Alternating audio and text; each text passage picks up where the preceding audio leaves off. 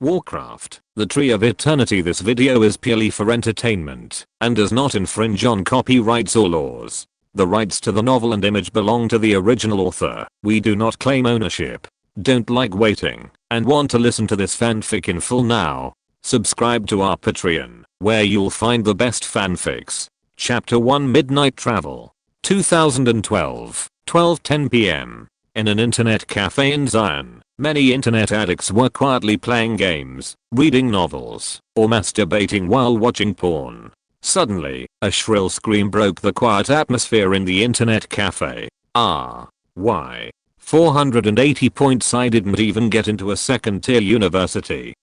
The hand of the person playing the game accidentally trembled, and the flirtatious movement was interrupted, and the page turned grey directly. The leg of the person reading the novel accidentally trembled, and the knee hit the restart button, and the uncle who was masturbating shamefully collapsed suddenly. The whole internet cafe was filled with curses. Which bastard? I've been waiting for a copy for a week. Oh my god. I haven't saved the bookmark. God damn it. I just got an erection. Fuck. The girl just agreed to the video amid the shouting and cursing. A handsome boy who looked to be 18 or 19 years old ran out of the internet cafe. On the street outside the internet cafe, a handsome boy was leaning against a roadside tree, panting slightly. On the thick glasses, a few drops of sweat left traces. What should I do?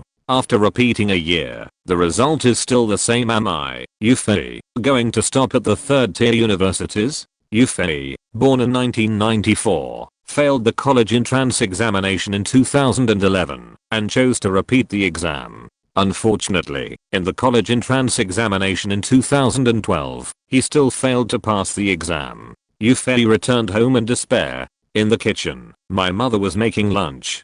When she heard the sound of the door opening, she came out of the kitchen and asked Yuffie with a smile, "Have you checked the scores? How did you do? Is it okay to get into the second tier universities?" Yuffie did not speak, but his face was a little pale. My mother seemed to have noticed something. The smile on her lips disappeared. She sighed, turned around slowly, and returned to the kitchen to continue making lunch. The atmosphere at the dinner table was very solemn. My younger brother Yu also noticed something was wrong, and he ate his rice quietly.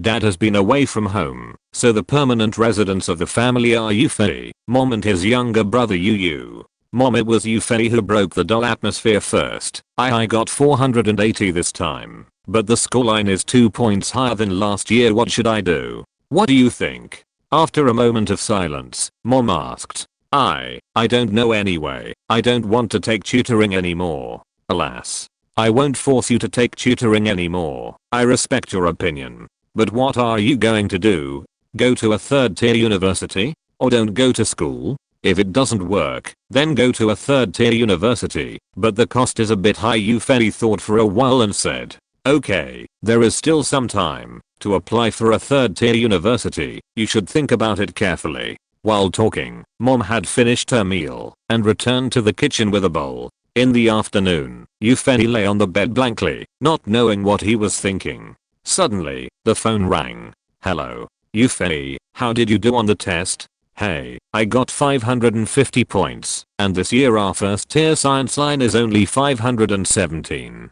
It was Yuffie's friend Guoheo. He and Yuffie were high school classmates. He also failed the college entrance exam last year and chose to repeat the year with Yuffie. However, unlike Yuffie, Guoheo studied science. I failed the exam again," Yuffie muttered. "Really? Based on your usual grades, there should be no problem, right? I don't understand either. I'm usually very good at Chinese, but I scored over 100 in both college entrance exams. Then what are you going to do? Repeat the year?" "No. I won't take cram school anymore. I'll go to a third tier university or enter the society." "Well, then, think about it carefully. There should be a lot of phone calls now, right?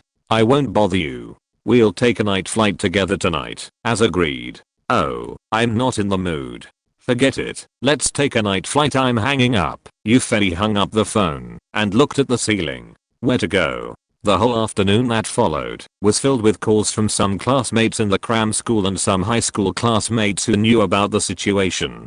Yuffie reported the score that made his heart ache slightly again and again. After dinner, his father also called to ask about the exam. After learning about the situation, he said nothing, just sighed softly, and hung up the phone. Yufei knew that he had disappointed his father, and he wished that his father would scold him bitterly. This silent reproach made him even more painful. At 21:40, Yufei said goodbye to his mother, and went to the internet cafe he often went to with Guo Heo, and booked a nightclub 2350. Damn. Lost again. Yufei subconsciously threw the mouse at the screen, but quickly realized that this was in an internet cafe, not at home. So he put down the mouse angrily. Fuck, why is everything going wrong? It's okay that I didn't do well in the exam, but I even lost several games in Warcraft. What bad luck is this? Guo Heo beside him laughed twice. I told you that the Dark Knight clan is not good, right? It's so fun to torture UTSK. It's my operation that has lost its standard ahem. Come to think of it, it would be great if I could operate with brainwaves. Or I can become the moth aboard of the Dark Knight and operate it in real life. Then I will torture you to death. Go, you have read too many novels. Guo Heo said contemptuously. At this time, a low voice suddenly came from Yufei's headphones. Do you really want to become the main base of the Dark Knight? Of course, Yufei answered subconsciously. No, who is talking to me? I didn't turn on the voice. Okay, as you wish. The low voice sounded again. Yufei's eyes blurred, and a black vortex appeared on the screen, sucking him in. The last glance he cast at the world was Guo Heo's face of shock and anxiety. Yufei suddenly shouted, Guo Heo, tell my mother that I will definitely come back within a year. Before he could finish the last word of, Yufei was sucked into the vortex. There is one more missing case in the public security system of ZA City, and a new document is placed on the desk of the head of a secret department of the National Security Bureau. Let's not talk about what happened on Earth. Let's talk about our protagonist Yufei. After entering the vortex, Yufei's dimness gradually recovered. He saw a colorful tunnel in front of him, and he was being wrapped in a bubble and moving forward in this tunnel. Is this the space tunnel? After all, Yufei has been influenced by countless online novels, so he couldn't help but guess. Could it be that I have traveled through time? Not long after, a dark hole appeared on the wall of the tunnel in front. This should be the exit of the space tunnel, right? Yufei thought. Embarrassingly, the bubble whooshed past the hole and did not enter the black hole. Oh no, how can I get out? Yufei was speechless. After an unknown amount of time, there was still a monotonous rainbow of colors in front of him, although the colorful ones are also very beautiful, but no matter how beautiful they will become aesthetically fatigued after looking at them for so long. During this period, several black holes appeared again, but the bubbles ignored Yufei's prayers and continued to pass by gracefully. Soon, Yufei no longer had any hope of leaving the space tunnel in a short time. But, I have to find something to do, right? It's strange that I'm not sleepy at all. After thinking about it, Yufei sat cross-legged in the bubble, posed a strange posture, and closed his eyes. After a while, Yufei opened his eyes, full of surprise. It actually works. This Yuanmuzenju can actually be practiced. Yuanmuzenju is a mental method passed down by Yufei's family. It is said that it was a method passed down by a cultivator who had a bad reputation in his ancestors, which can break through the air and ascend. When my father first gave it to Yufei, he had read countless novels and was so excited that he thought he had finally become the protagonist of the novel. He started practicing in a hurry. However, after practicing for a few days according to the method taught in the book, there was no effect at all. Not to mention the most powerful Yuan Lingwood key mentioned in the method, not to mention the medium level Yimu spiritual key, even the lowest level wood essence was not felt at all. Later, I thought that, if this method was really useful, my father would not be so miserable, so Yufei gave up.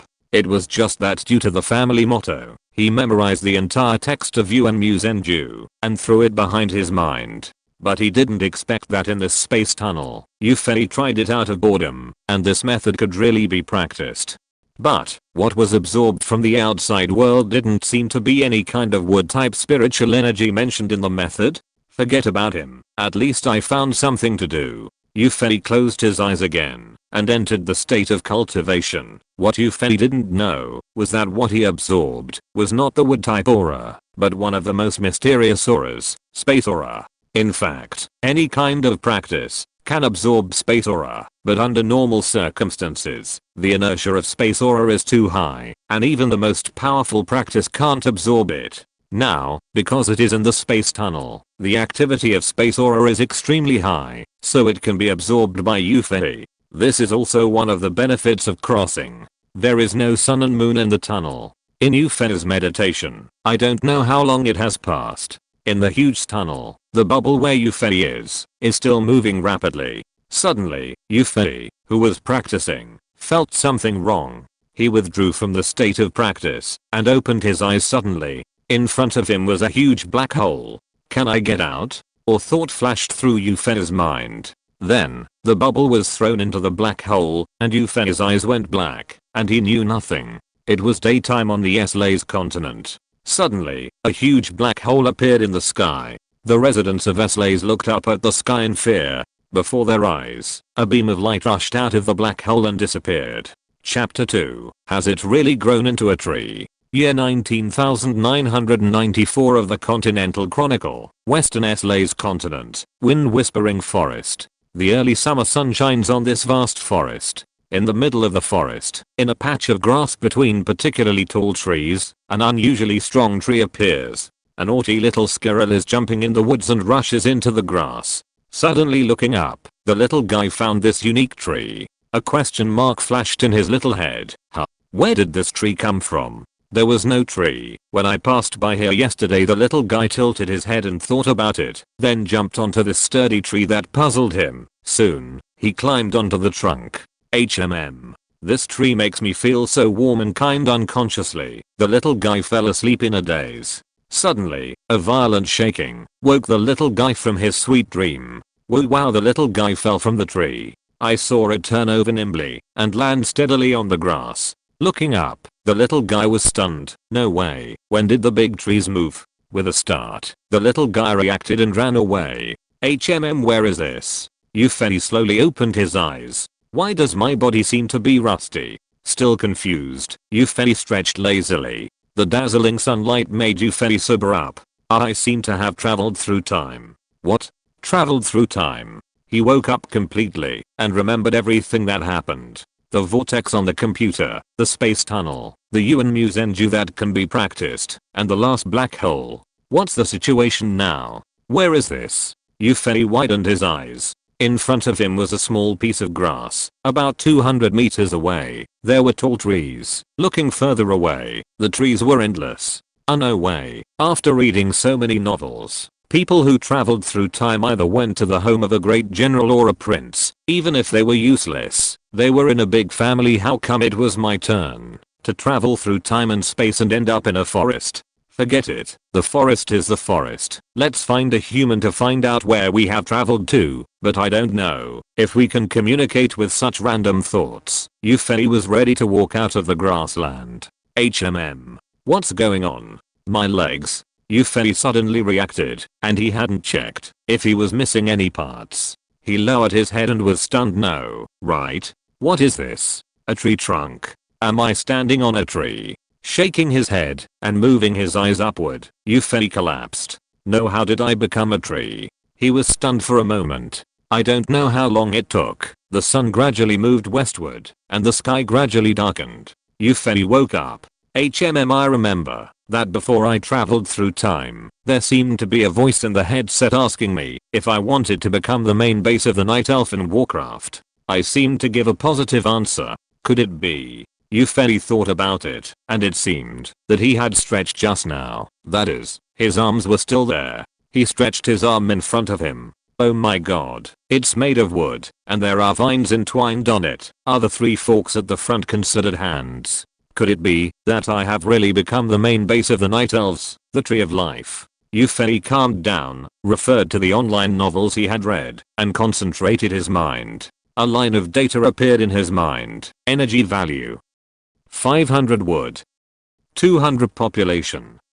0/10 below, there are 4 icons, one of which shows training elves requires 60 energy and 1 population. Another shows, upgrading to the ancient tree requires 32,000 energy and 1,800 wood. Another icon shows, stand up, make the ancient tree stand up from the ground so that it can move or fight. The last icon is flashing, and it shows, resource assimilation. Before the elves collect resources, you must assimilate them first. There is also a line of small words below. A resource collection point has been detected. Do you want to assimilate? It really became the tree of life. It's just that it seems a little different from the game.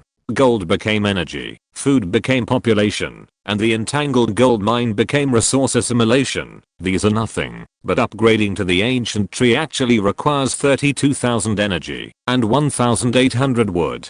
Is this a mistake? In the game, only 320 gold and 180 wood are needed, right? How long will it take to save up?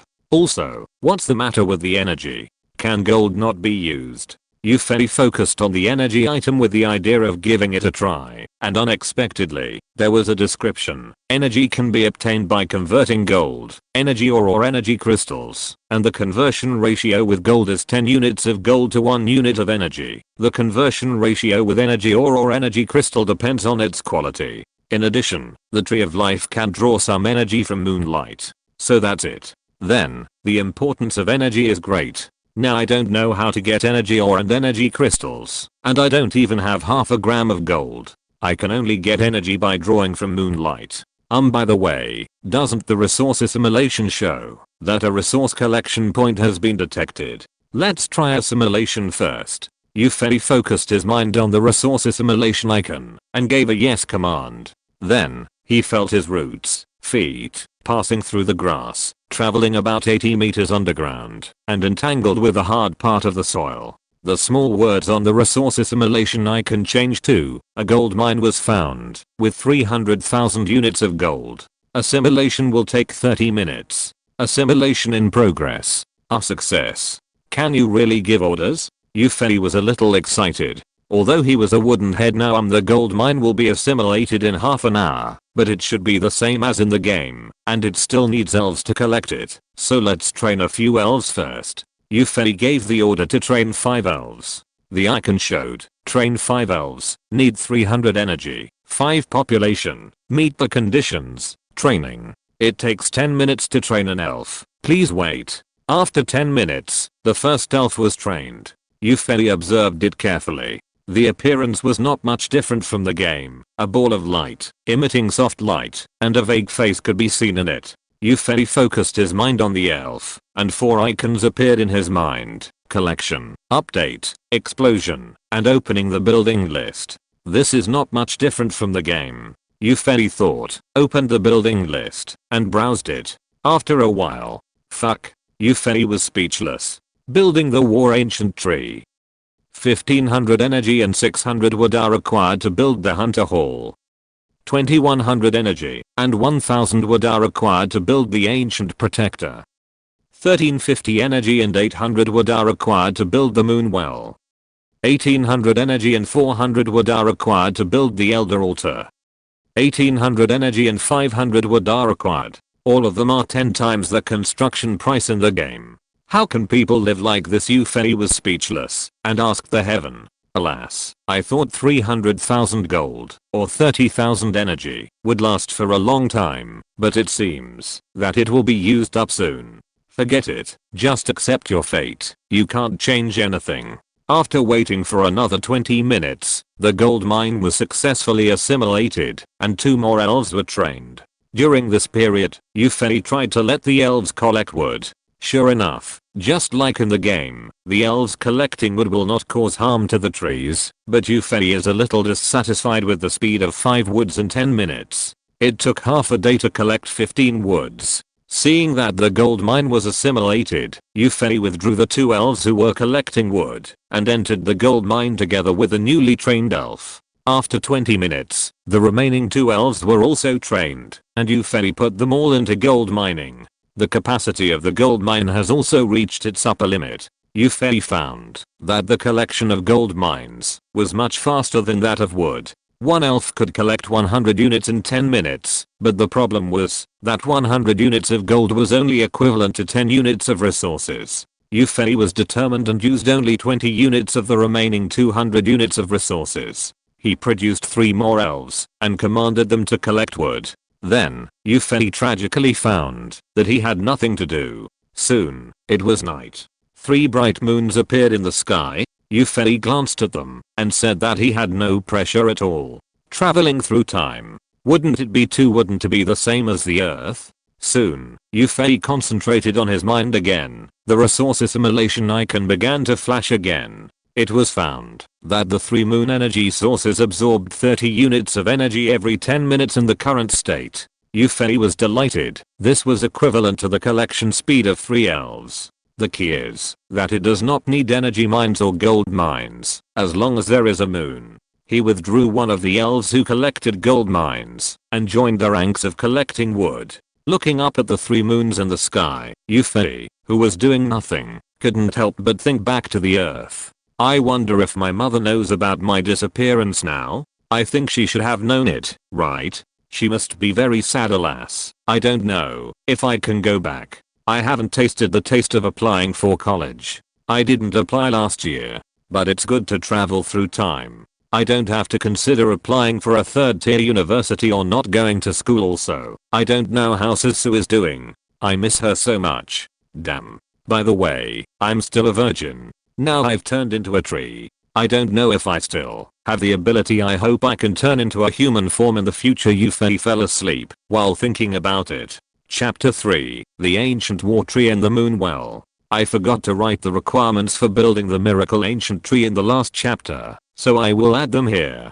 Building the Miracle Ancient Tree. Energy 900 and wood 300 are required. The night is as cool as water, and the light of 3 bright moons is cast in the quiet wind whispering forest. In a small patch of grass in the forest, an unusually sturdy tree is shrouded in moonlight. In his sleep, Yufei felt as if he had returned to his mother's belly, tightly wrapped in an extremely comfortable feeling. That's right, the Dark Knight clan is the dwelling of the moon and the tree of life, as the species closest to nature, will naturally feel unusually comfortable under the moonlight. And under this comfortable feeling, Yufei is quietly absorbing the energy in the moonlight. Soon, the moon gradually set in the west, and a fiery red sunrise appeared in the eastern sky. Yufei felt that the comfortable feeling was slowly fading in his sleep, and he woke up with a start. Is it dawn? I slept so well. I didn't expect that I could sleep, even if I turned into a tree. By the way, I have been collecting energy and wood all night.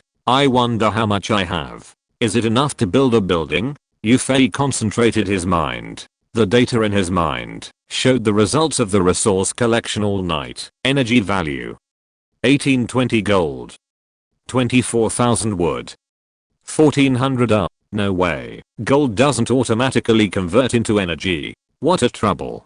Convert gold into energy for me. Yufei gave the order. Then the gold dropped to 0 and the energy value became 40 to 20. I can absorb 30 energy every 10 minutes at night, and the energy becomes 1820, which means that almost 10 hours have passed. In the future, I should be able to absorb about 1800 units of energy every night. This is a long-term income. Not bad. Not bad. Yufei thought about it. Now there are quite a lot of resources. Let's try to build a building. Well, according to the experience of reading novels, when you first arrive in the alien world, it is best to have the power to protect yourself. Then let's build the ancient war tree first. So, he removed a little elf who was collecting wood and issued an order to build a war tree on the grass 50 meters away. Energy quickly dropped to 2720 and wood dropped to 800. The little elf fed back a message. To build the war tree, 1500 energy and 600 wood are needed, which have been deducted. The construction time is 3 hours. Please wait. Yufei waited for 3 hours in boredom. During this period, gold rose to 7200 and wood rose to 1070. The war tree was also built. Damn, it's finally built, and the flowers I've been waiting for have all withered 50 meters away. An ancient tree a few sizes smaller than Yufei appeared. Is the vague lion-like head on the trunk a face? Yufei was embarrassed, and the hand that was several times larger than the cat-tail leaf fan. Shaking his head, Yufei focused his mind on the war tree. The data of the war tree suddenly emerged in his mind. Ancient of War, attack type, normal attack power, armor type, reinforced armor, health, training archers, requires 390 energy, 30 wood, 2 population, prerequisite building requirements, Ancient of War, already met, training huntresses, prerequisite building requirements, Ancient of War, already met, Hunter's Hall, unmet. Training glaive throwers, prerequisite building requirements, Ancient of War, already met, Hunter's Hall, unmet. Research hard bows, prerequisite building requirements, Ancient of War, already met, Ancient Tree, unmet. Research sentinels, prerequisite building requirements, Ancient of War, already met, Ancient Tree, unmet. Hunter's Hall, unmet. Oh, the rows of unmet requirements left you fairly speechless. Now I can only train an archer. The resources required for training soldiers are only 3 times that in the game, which is not as bad as building. However, my population has reached 7/10. The elves will disappear after building the ancient tree and no longer occupy the population, so I should train a few elves to save some resources. To build a moon well first, after spending 180 units of energy, you fairly train 3 elves again. And the number of elves reached 10, and the population was full. A prompt flashed in my mind. Build more moon wells to increase your population limit. You fairly assigned 5 elves to collect gold, 4 elves to collect wood, the remaining 1 was used to build a moon well. In Euphen's painful eyes, the resources he had became energy value. 920 gold, 7200 wood, 270, and the moon well began to be built. According to the elves' prompts, it will take 3 hours to build a moon well. I have to wait for another 3 hours. Euphen was depressed. What should I do in the meantime? By the way, I don't know the surrounding environment yet. Let's try to see how big the detection range of the Tree of Life is. After taking a look at the moon well under construction, Euphen closed his eyes, radiated his spirit, and tried his best to detect the surrounding environment. with himself as the center, there is a grassland about 200 meters in radius, which I have seen when I just woke up. Outside the grassland is a circle surrounded by layers of tall trees. The trees outside are much shorter. Why is this? Is it because I'm such a handsome guy? Oh, handsome trees have descended here? Euphen thought in his heart. Euphen didn't know. His joking guess was very close to the fact.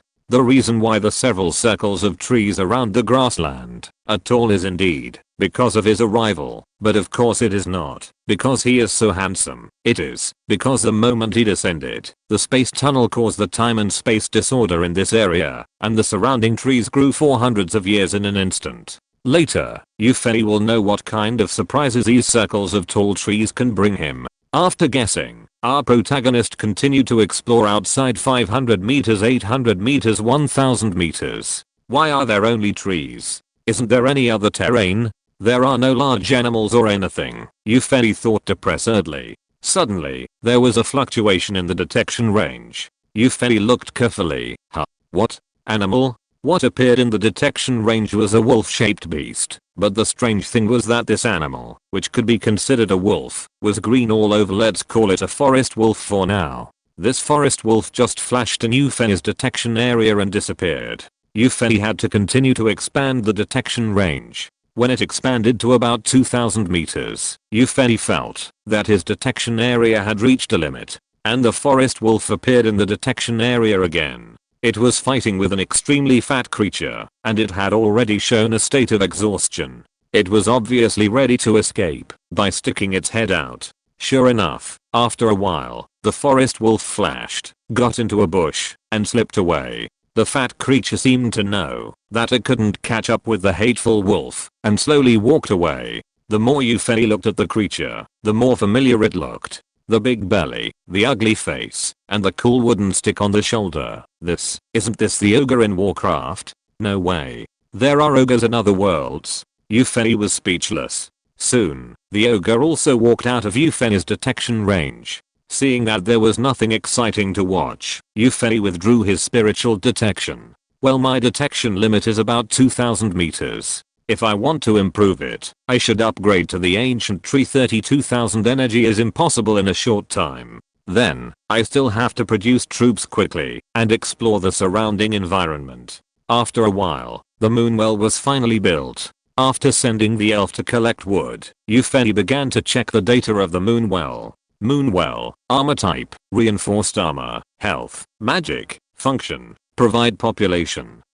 40 replenish health and magic. The moonwell is not an ancient tree and has no attack power, but the armor is relatively thick, and the water in the moonwell can be used to replenish health and magic, making it a very good building. However, in the game, can't the moonwell only provide 10 people? Now it can provide 40. It seems that the high demand for resources is still rewarding, and Eupheny felt an unexpected surprise. After another 3 hours, the resource list also became energy value. 920 gold. 16,200 wood. 730 convert gold into energy for me. The energy has become 25-40 units. Do you want to build a hunter's hall? This way you can train huntresses and glaive throwers. Oh no, building the hunter hall requires 1000 wood, which is not enough. Damn it, wood is accumulated so slowly now. The only things that can be built are the elder altar and the miracle ancient tree. Even the ancient protector requires 800 wood. I won't consider the miracle ancient tree because it hasn't produced a hero yet. Should I build the elder altar? Forget it. Although the first hero in the game is free, who knows if it will be required here. It is better to train some soldiers first and then build an altar to produce heroes. After making up his mind, Eupheny did not hesitate and immediately issued an order to the war ancient tree to train an archer. After consuming 390 units of energy and 30 units of wood, the archer began training. According to the war ancient tree's prompt, it takes half an hour to train an archer, which makes Eupheny a little depressed. It takes half an hour to train an archer, so how long will it take to produce a chimera in the later stage? But there is no way. Just wait patiently. I don't know how strong the archers are. If they are not good enough, I still have to grit my teeth and create heroes. Also, I don't know what archers look like in reality. After all, they are elves, so they should be pretty. Half an hour passed quietly while Eupheny was daydreaming.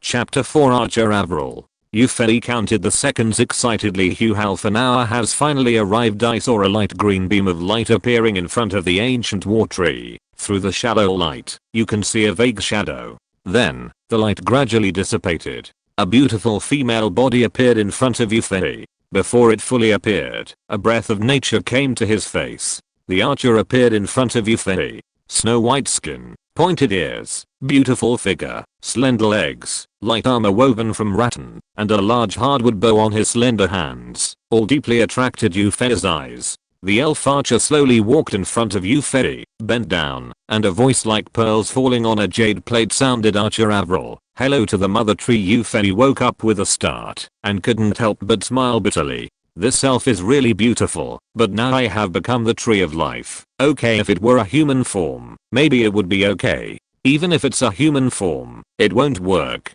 I can't do anything to let Sisu down, and these elves, in a sense, can be called my own children. Didn't you hear what Avril called her? Mother tree. No, mother? Exclamation mark.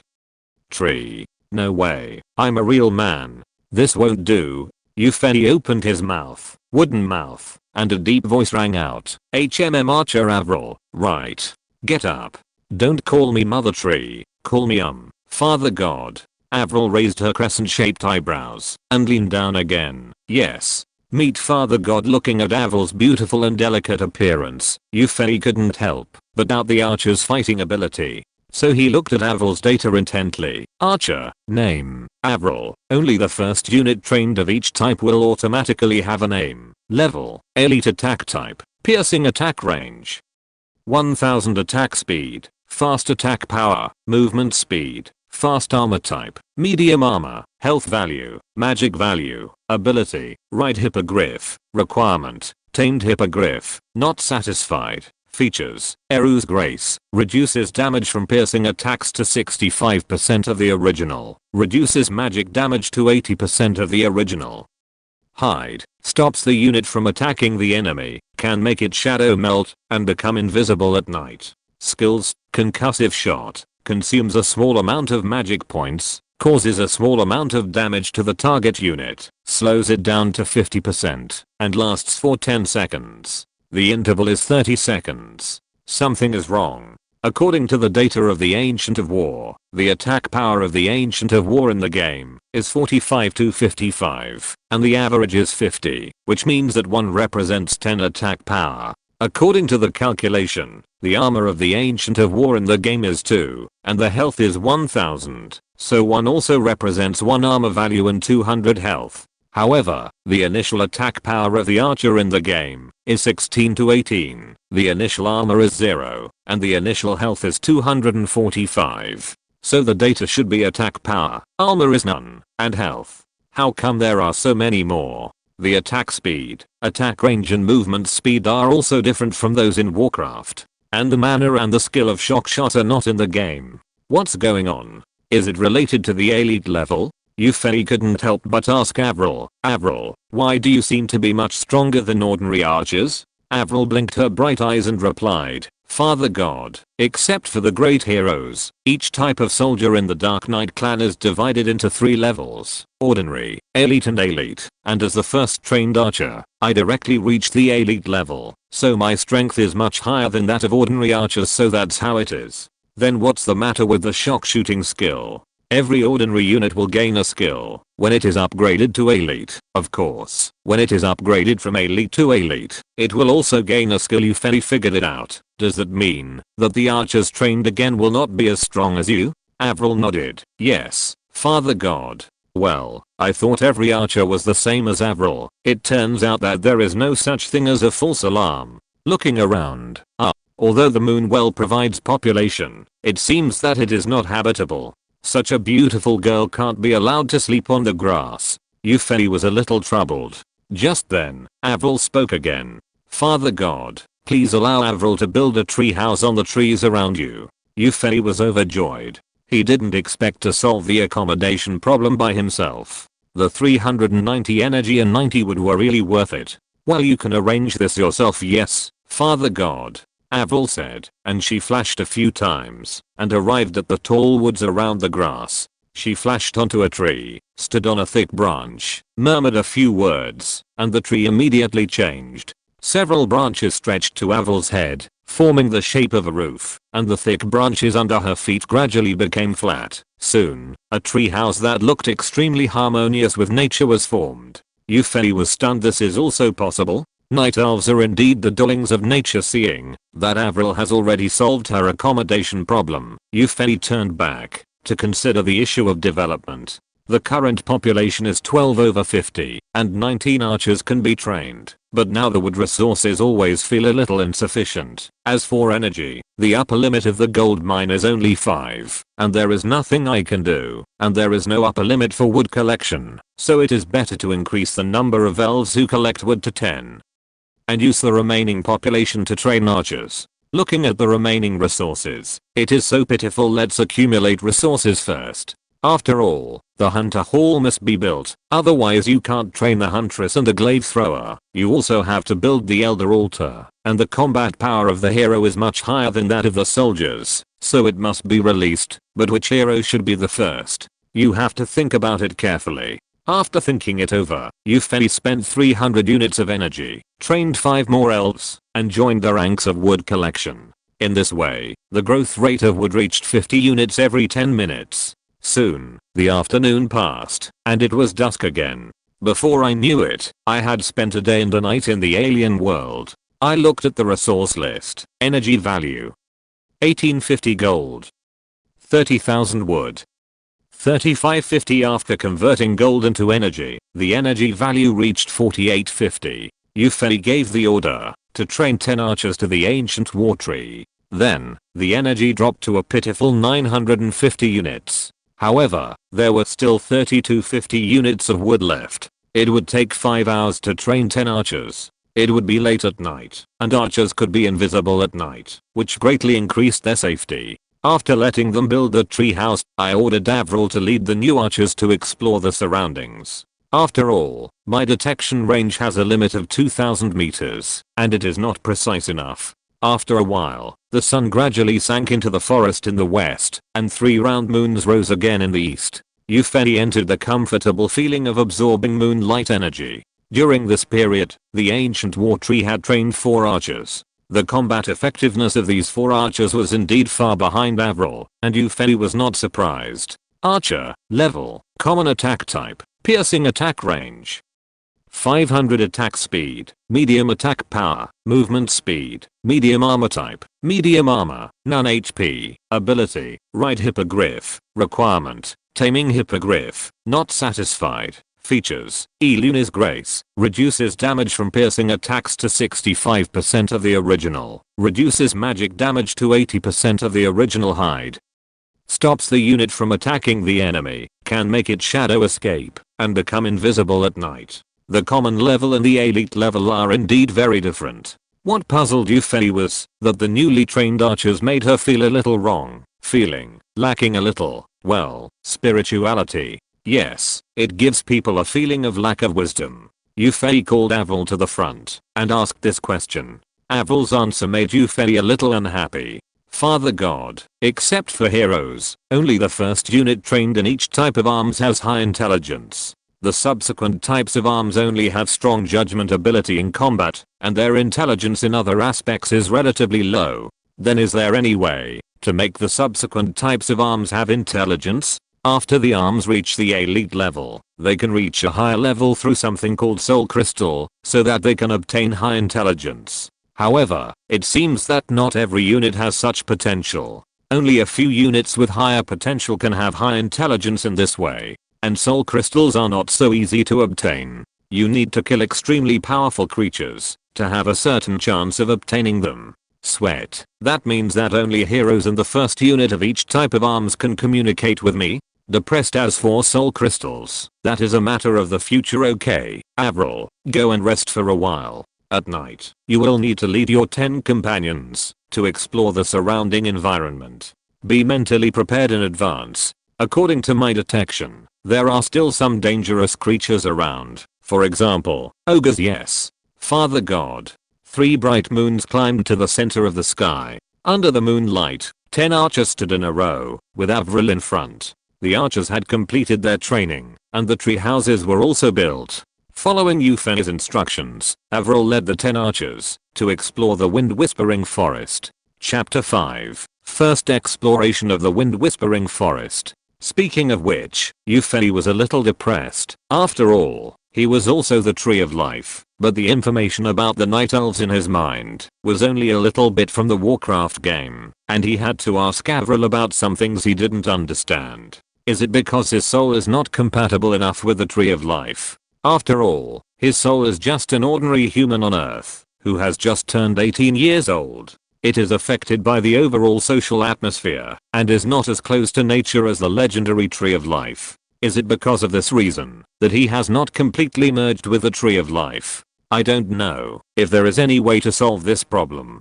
Forget it, don't think too much, there will always be a way. Now I should pay attention to Avril's exploration. Yufei was nervously paying attention to Avril and the 10 archers she led. If he couldn't sense them outside his detection range, he would be unhappy soon. The archer team led by Avril walked out of Yufei's 2000 meter detection range. Yufei breathed a sigh of relief. Sure enough, just like in the game, wherever the unit goes, it will have vision. Okay, the scene switches to Avril. After leaving Yufei's detection range, Avril was a little nervous. After all, she was stepping into an unknown environment. Who knows if there would be any danger? Although the combat effectiveness of the Dark Knight clan is not weak, there are only 11 archers now. According to Father God, there are ogres nearby. If it is a low-level ogre, it is still easy to deal with. If a high-level ogre or even an ogre lord appears, it will be troublesome. Avril thought secretly. Suddenly, a low voice came into Avril's mind. Avril, this exploration is based on the premise of ensuring your safety. If the situation is not right, retreat first. In a few days, our strength will be greatly enhanced. Avril looked serious. Yes. Father God. Avril chose to explore in the east. After traveling for about 10 minutes, he saw that except for tall and short shrubs and an endless sea of forests, he had not found anything. Yufei thought about it. Since he was exploring the surrounding environment, there was no need to explore too far in one direction. So, he gave the order and asked Avril to go north. The north was the direction where Eupheny detected the forest wolves and ogres. The Night Elves moved very fast in the forest, and the 11 archers jumped between the trees. "Stop!" Avril shouted in a low voice. The sound of fighting was faintly heard from the front. After moving forward for a short distance, Avril took 10 archers and hid behind the trees, looking at the battlefield in front. With the help of Avril's vision, Eupheny also saw the scene at the moment. There was an open space in front of him, and a battle was taking place in the center of the open space. 5 forest wolves formed a circle, and in the circle was a clearly weak little wolf cub. Outside the circle formed by the forest wolves were 4 white-skinned ogres, fighting with the forest wolves. Further outside, a blue-skinned two-headed ogre was yelling something. "Ogre wizard." Eupheny was shocked. Then, there must be a large ogre tribe around here, and the possibility of the existence of an ogre leader is very high. We must quickly strengthen our strength. In the next few days, we must quickly build the Hunter Hall and the Elder's Altar, Eupheny thought secretly in his heart. At this time, the battle in the open space changed. The ogre wizard seemed a little dissatisfied with the fact that the white-skinned ogres had not yet resolved the battle. He muttered a lot and pointed his chubby hand at an ogre. The ogre roared and obviously grew a lot bigger. 2 eye-catching red lights flashed on his hands, and his attack speed suddenly became much faster. Eupheny understood in his heart, bloodthirst. A forest wolf was caught off guard and was hit on the back by the ogre with a stick. It screamed in pain, and the ogre, whose attack speed had greatly increased, then hit the forest wolf with a few sticks, making it lose its combat effectiveness. Suddenly, the defensive circle of the forest wolf was broken. The 4 wolves howled in panic, turned their heads to look at the little wolf cubs, and rushed forward to entangle the ogre. But a single forest wolf was obviously no match for the white-skinned ogre, and one of them was blessed with bloodthirsty magic. "Go. Save those forest wolves." Eupheny's mind moved. In comparison, the ogres are more of an enemy. The Night Elves, like beasts, are still easy to communicate with their natural aura. Whoosh whoosh 10 arrows shot at the ogres from behind the tree, and the archers also exited the night hiding state. Each ogre was hit by 2 arrows. The ogre wizard shook his head and saw the archers behind the tree. The 2 ferocious heads showed 2 angry faces. He pointed the wooden sticks in his hands behind the tree and roared. The 4 white-skinned ogres turned their heads, abandoned the forest wolves, and rushed towards the archers. On the way, several more arrows hit them. The ogre with the bloodthirsty spell also became much faster, leaving the other 3 ogres far behind and rushing up. Concussion shot. A crisp voice sounded. An arrow with a faint yellow light shot at the ogre, who was willing to be the first to stand out. Avril took action. The speed of the ogre suddenly dropped and slowed down a lot. There was another rain of arrows, and the ogre who stood out fell down. The ogre who followed behind also fell on the way of charging under the archer's bursts of fire. When the blue-skinned ogre wizard saw that the situation was not good and was about to escape, Avril shot him with another concussion shot, and with the cooperation of other archers, killed him. Where are the wolves? After Avril solved the battle cleanly and neatly, she looked back and saw that the forest wolves were gone. Ignore them. Continue exploring. Eupheny kept detecting, and he knew that when the ogres rushed towards the archers, the forest wolves had already fled with their cubs in their mouths. This extended detection range is like a god's perspective. Although you don't pay special attention to it, you can roughly know everything within the range. After exploring the west and south, Avril led the archer team back to Eupheny's mother tree. Nothing was found in the west and south, but the terrain in the west gradually rose and some hills appeared, and in the south, the shadow of the mountains could be seen from afar. For now, we still have to focus on strengthening our strength, Eupheny thought silently. It seems that the east and north are the main directions of the forest wolves and ogres. At that time, the upgrade of the troops and heroes will fall on the ogre tribe. There seems to be a lot of fighting between the forest wolves and ogres, and this can also be used. After all, it is still very convenient for the Night Elves to communicate with the wild beasts. Eupheny's deeper thought was to see if he could recruit the timber wolves. After all, the Night Elves were very lacking in close combat during the Tree of Life period. Chapter 6 The True Secret of Yuan Mu. After thinking for a long time, Eupheny sorted out the clues. Now the first step is to build the Hunter's Hall and the Elder's Altar, and then it would be better to build a few Ancient Guardians. But this place will definitely not stay for long, and the lack of energy is a big problem. When the hero comes out, you can go to the south to explore. There should be a lot of gold mines in the mountains, and maybe there will be energy mines. Looking at the resources, including the time for training archers, another 6 hours have passed. The energy value has reached 2750 units. Because of his absorption, gold has reached 30,000 units again, and the energy has reached 5750 units after conversion. Wood has not consumed much, and 6250 units have been accumulated. There is nothing to say, the Hunter's Hall and the Elder's Altar will be built at the same time. Ufei mobilized 2 elves who collected wood to start building these 2 buildings. The energy and wood were reduced to 1850 units and 4750 units respectively. It still took 3 hours. If nothing unexpected happens, I will be able to see the hero tomorrow morning. Ufei secretly looked forward to it. But, what should I do at night? I don't actually need to sleep, so I was still in a daze that night, and with the comfortable feeling of the moonlight, I accidentally fell asleep. I have to find something to do tonight. By the way, I remember that in the space tunnel, it seems that Yuan Muzenju can be practiced. I don't know if I can practice it without a physical body. Let's try it. Now I'm a tree body, and I can't meditate. Ufei is a little embarrassed. Never mind, just practice according to the instructions in the formula. 3 spring Yuan Mu, Zilan blooms, flowers, and trees face the sun. Bing Ho first appears. 3 summer Yuan Mu, wood nature is dry and scorched, rain and dew, no matter how much, it will not hinder.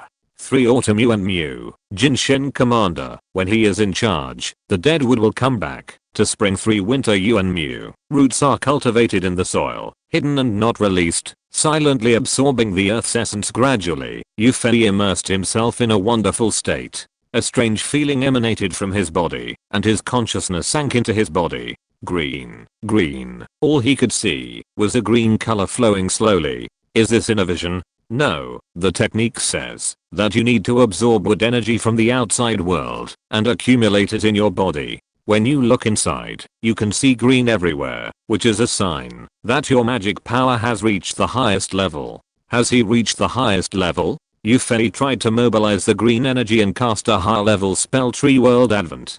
But only a small amount of green energy obeyed his mobilization, and this energy did not even complete the first step of the Tree World Advent. I understand. The Tree of Life itself is the highest level wood-based divine object, containing an unknown amount of wood energy. It's just that, because my soul and body are not completely integrated, I can't mobilize much energy.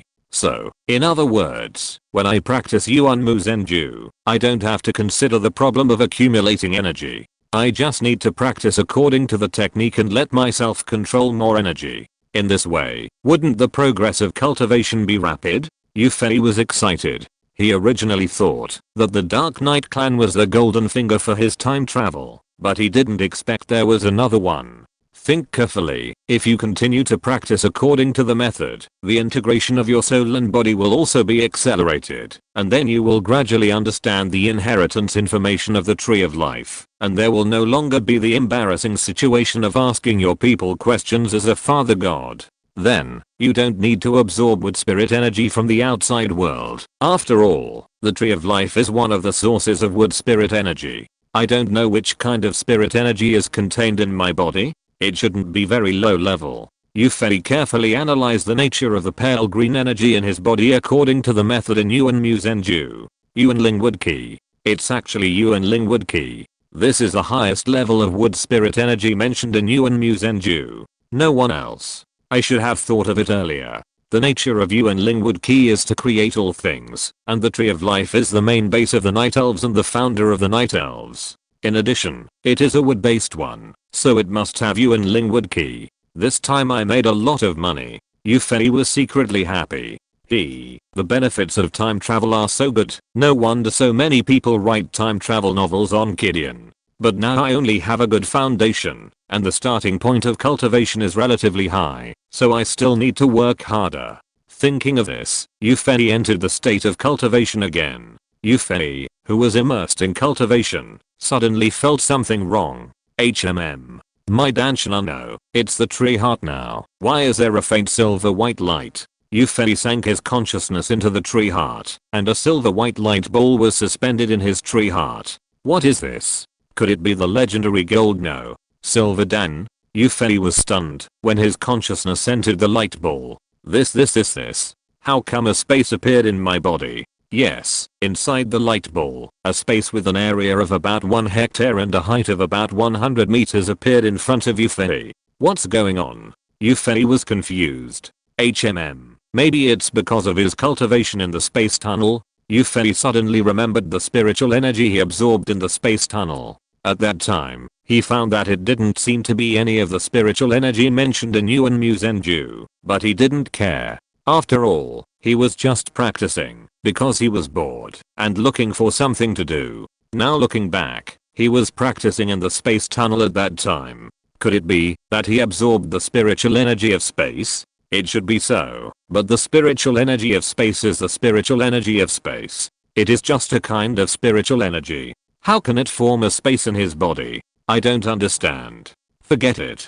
Don't think about it. When you have the inherited memory of the tree of life, you should understand a lot of things. What Yufei didn't know was that the tree of life was the prototype of the world tree, and naturally it would have some of the ability of the world tree to breed the world. The usual tree of life is a pure wood-based divine object. It is difficult to have spatial spiritual energy, and naturally it cannot breed space. And because the wood energy is too pure, even if the strongest person injects the spiritual energy of space, the tree of life cannot absorb it. Because Yufei absorbed the space spirit energy in the space tunnel, and his body was destroyed. When he left the space tunnel, the space spirit energy merged with his soul under the squeeze of the black hole, forming a space soul that is rare in the eternal age, which can be combined with the tree of life and breed a space in the heart of the tree. However, it is precisely because of this reason that Yufei's soul should have quickly merged with the tree of life, but because of the space attribute, it was only barely merged. I don't know if this is a gain or a loss. Chapter 7 Hunter's Hall and Elder's Altar. However, Yufei obviously didn't know this now. What he was thinking about was how to make use of the space in his body. Perhaps I can try to use the space in my body as a mobile base. But the buildings of the Night Elves are movable. Only the Moon Well, Hunter's Hall and Chimera's Roost are not ancient trees and cannot be moved. Let's try to put the Moon Well into the space in my body. Yufei stopped thinking and gave an order to the Moon Well. Come in. Quack quack quack. A few crows flew over his head. The Moon Well didn't move at all. I think too simply. Calm down, let me think about it. Yufei began to find inspiration from the online novels he had read. Maybe this can work. Yufei tried to wrap the Moon Well with his mental power, and then imagined that his mental power wrapped the Moon Well and moved slowly, dragging it into the space in his body. Well, that's it. Gently put it down. Yufei opened his eyes. It really works. In front of him, the Moon Well had disappeared. He excitedly sank his consciousness into the space in his body, and the Moon Well was quietly staying in a corner of the space. It really can. Then, this space is very useful. The Night Elves themselves can move because their buildings are ancient trees, so migration is more convenient. Now that there is space in the body, those buildings that cannot be moved can also migrate. I was thinking about what to do after the gold mine here is mined. The Tree of Life does not appear in the Elves building list. How should I migrate to the next resource point? After all, for me at this moment, a Moon Well still costs a lot of resources. It would be a pity if I can't take it away. But, I don't know if this space can accommodate life.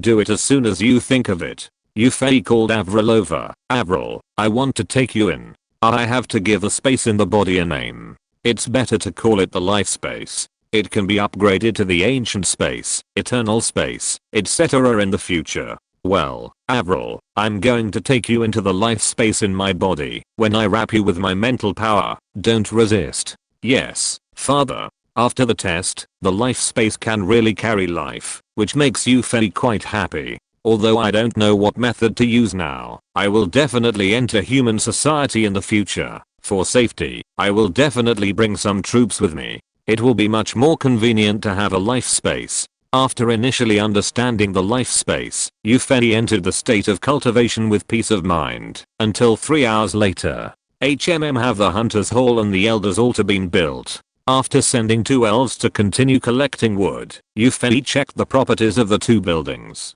Hunter's Hall, armor type, reinforced armor, HP, function, upgrade to moon power, increase the attack damage of night elf archers, huntresses, glaive throwers and hippogriff riders. Research cost 1250 units of energy, 7500 units of wood. Upgrade to moon armor, increase the armor of night elf archers, huntresses and hippogriff riders. Research cost 1500 units of energy, 7500 units of wood. Upgrade to moon armor, increase the armor of night elf archers, huntresses and hippogriff riders. Research cost 1500 units of energy, 7500 units of wood. Upgrade to feral strength, increases the damage of the night elf claw true in bear form, including dryads, mountain giants, hippogriffs, fairy dragons, and chimeras and the druid legion. Research cost 1000 units of energy, 7500 units of wood.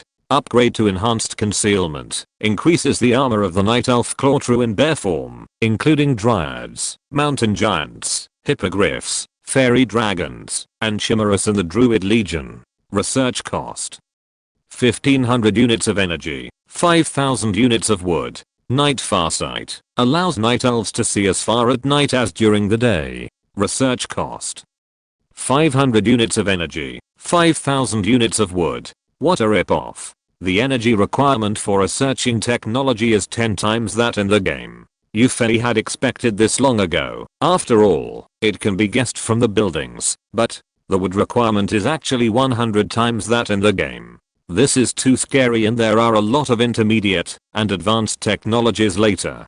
Got 9958. Yufei looked up to the sky and howled, alas, I can't resist, so I might as well enjoy it. Think about it, these technologies are available to all arms. The other world is different from the game. In the later stage, there will definitely be a lot of troops of my own. Then, these technologies will be of great use. As a person, you still have to persuade yourself frequently. After thinking about it, Yufei's mood suddenly improved a lot. He then began to look at the attributes of the Elder Altar. Elder Altar, armor type, reinforced armor, HP. Function, used to summon and resurrect your hero. Summon Moon Priestess, warrior hero, good at long range attacks. Can learn 4 skills, reconnaissance, burning arrows, power aura and falling stars. Can attack ground and air units. Summoning requirements 5 population. Summon Jungle Guardian, a mysterious hero who is particularly good at natural magic. Can learn 4 skills, entangling roots, force of nature, thorn aura and tranquility. Can attack ground and air units. Summoning requirement 5 population. Summon Demon Hunter, a flexible hero. Can learn the 4 skills of sacrifice, dodge, mana burn and demon transformation. Can attack ground units. Summoning requirement 5 population. Summon Warden, a nimble hero who can come and go freely on the battlefield. Can learn the 4 skills of Blink, Blade Whirlwind, Shadow Strike and Vengeful Spirit. Can attack ground units. Summoning requirement 5 population. Cool. Just like in the game, the starting hero does not need resources. So, now we have to consider which hero to start. In fact, Yufei likes the Warden very much. He can fight alone, fight in groups, and the key is to escape. But from the overall situation, neither the Warden nor the Demon Hunter is suitable for starting. The Moon Priestess and the Jungle Guardian both have auras, but which one should I choose? The Thorn Aura rebounds melee damage, and the Assault Aura enhances ranged attacks. In the early stage, the Night Elves troops tend to be ranged, and the Assault Aura has a much greater effect. Well, let's go for the Moon Priestess. Besides, a female priestess is much more pleasing to the eye than the old deer who is a guardian of the jungle. Then, Yufei gave the order to summon the Moon Priestess. What he had to do now was to wait quietly for the appearance of White Tiger millimeters. He entered the state of cultivation again. The 3 hours of summoning time passed quickly during Yufei's cultivation. At this time, the sky gradually brightened at OFF-TOPIC. Anyone who is interested can add my questions number 1,395,779,618 or join group 246,883,016. Book friends are welcome to give their opinions. Also, can you give a stronger comment? 50 essences. If you're listening to this novel on a channel other than Fanfic World, it means they downloaded and uploaded it without effort. We cordially invite you to visit our channel, Mundo Fanfic Novelos. There you'll find the original version of this story and you can explore many other novels of various genres. We're waiting for you to immerse yourself in a world of incredible novels. Chapter 8, Priestess of the Moon. Yufei was so excited that he came out of his training state and paid attention to the situation of the Elder's altar. Seeing that the progress bar had reached the end, a low voice was sung in the Elder's altar. The poetry from Alun reminds us of the gorgeous stardust in the dark night, and everything is annihilated in the prayer song.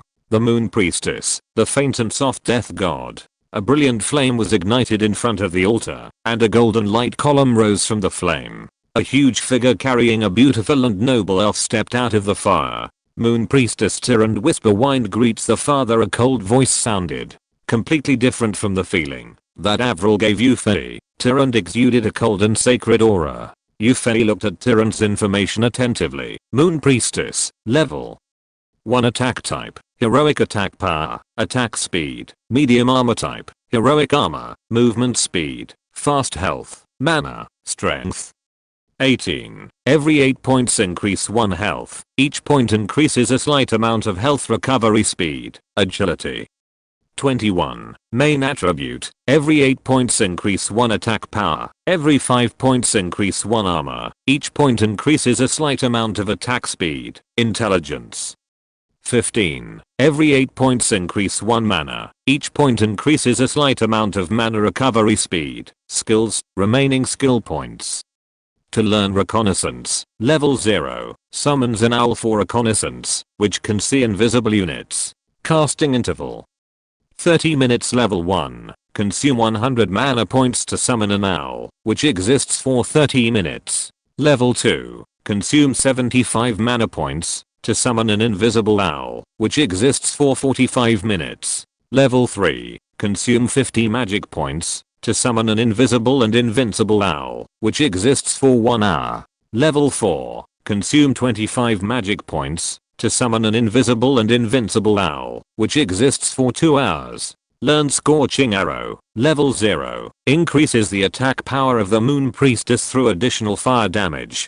Casting interval, none. Level 1, consume 5 magic points to form a fire magic arrow. Increase damage. Level 2, consume 8 magic points to form a fire magic arrow. Increase damage. Level 3, consume 12 magic points to form a fire magic arrow with small range damage. Increase damage. Level 4, consume 20 magic points to form a fire magic arrow with medium range damage. Increase damage. Learn Power Aura. Level 0, an aura that can increase the long range attack power of surrounding friendly units. Casting interval, none. Level 1, increase attack power by 10%, range 150 meters. Level 2, increase attack power by 20%, range 350 meters. Level 3, increases attack power by 30%, range 600 meters. Level 4, increases attack power by 40%, range 1000 meters. Learn Alun's Arrow. Level 0, shoots an arrow of Alun at a designated location. The arrow has a field of view, causing damage and stunning the first enemy unit touched. The stun time increases with the distance, increasing by 0.5 seconds every 150, up to a maximum of 5 seconds. Casting interval 25 seconds. Level 1, causes damage, mana consumption 100 points, casting distance 3000 meters. Level 2, causes damage, mana consumption 120 points, casting distance 5000 meters. Level 3, causes damage, mana consumption 140 points, casting distance 7000 meters. Level 4, causes damage, mana consumption 160 points, casting distance 10,000 meters. Learn Jump. Level 0, the Moon Priestess's mount leaps forward, and she is invincible during the leap. The mounts roar after landing, forms an aura with a range of 100 meters and lasts for 10 seconds, increasing the attack speed and movement speed of friendly units within it. Level 1. Maximum jump distance 150 meters. Increase attack speed and movement speed by 10%.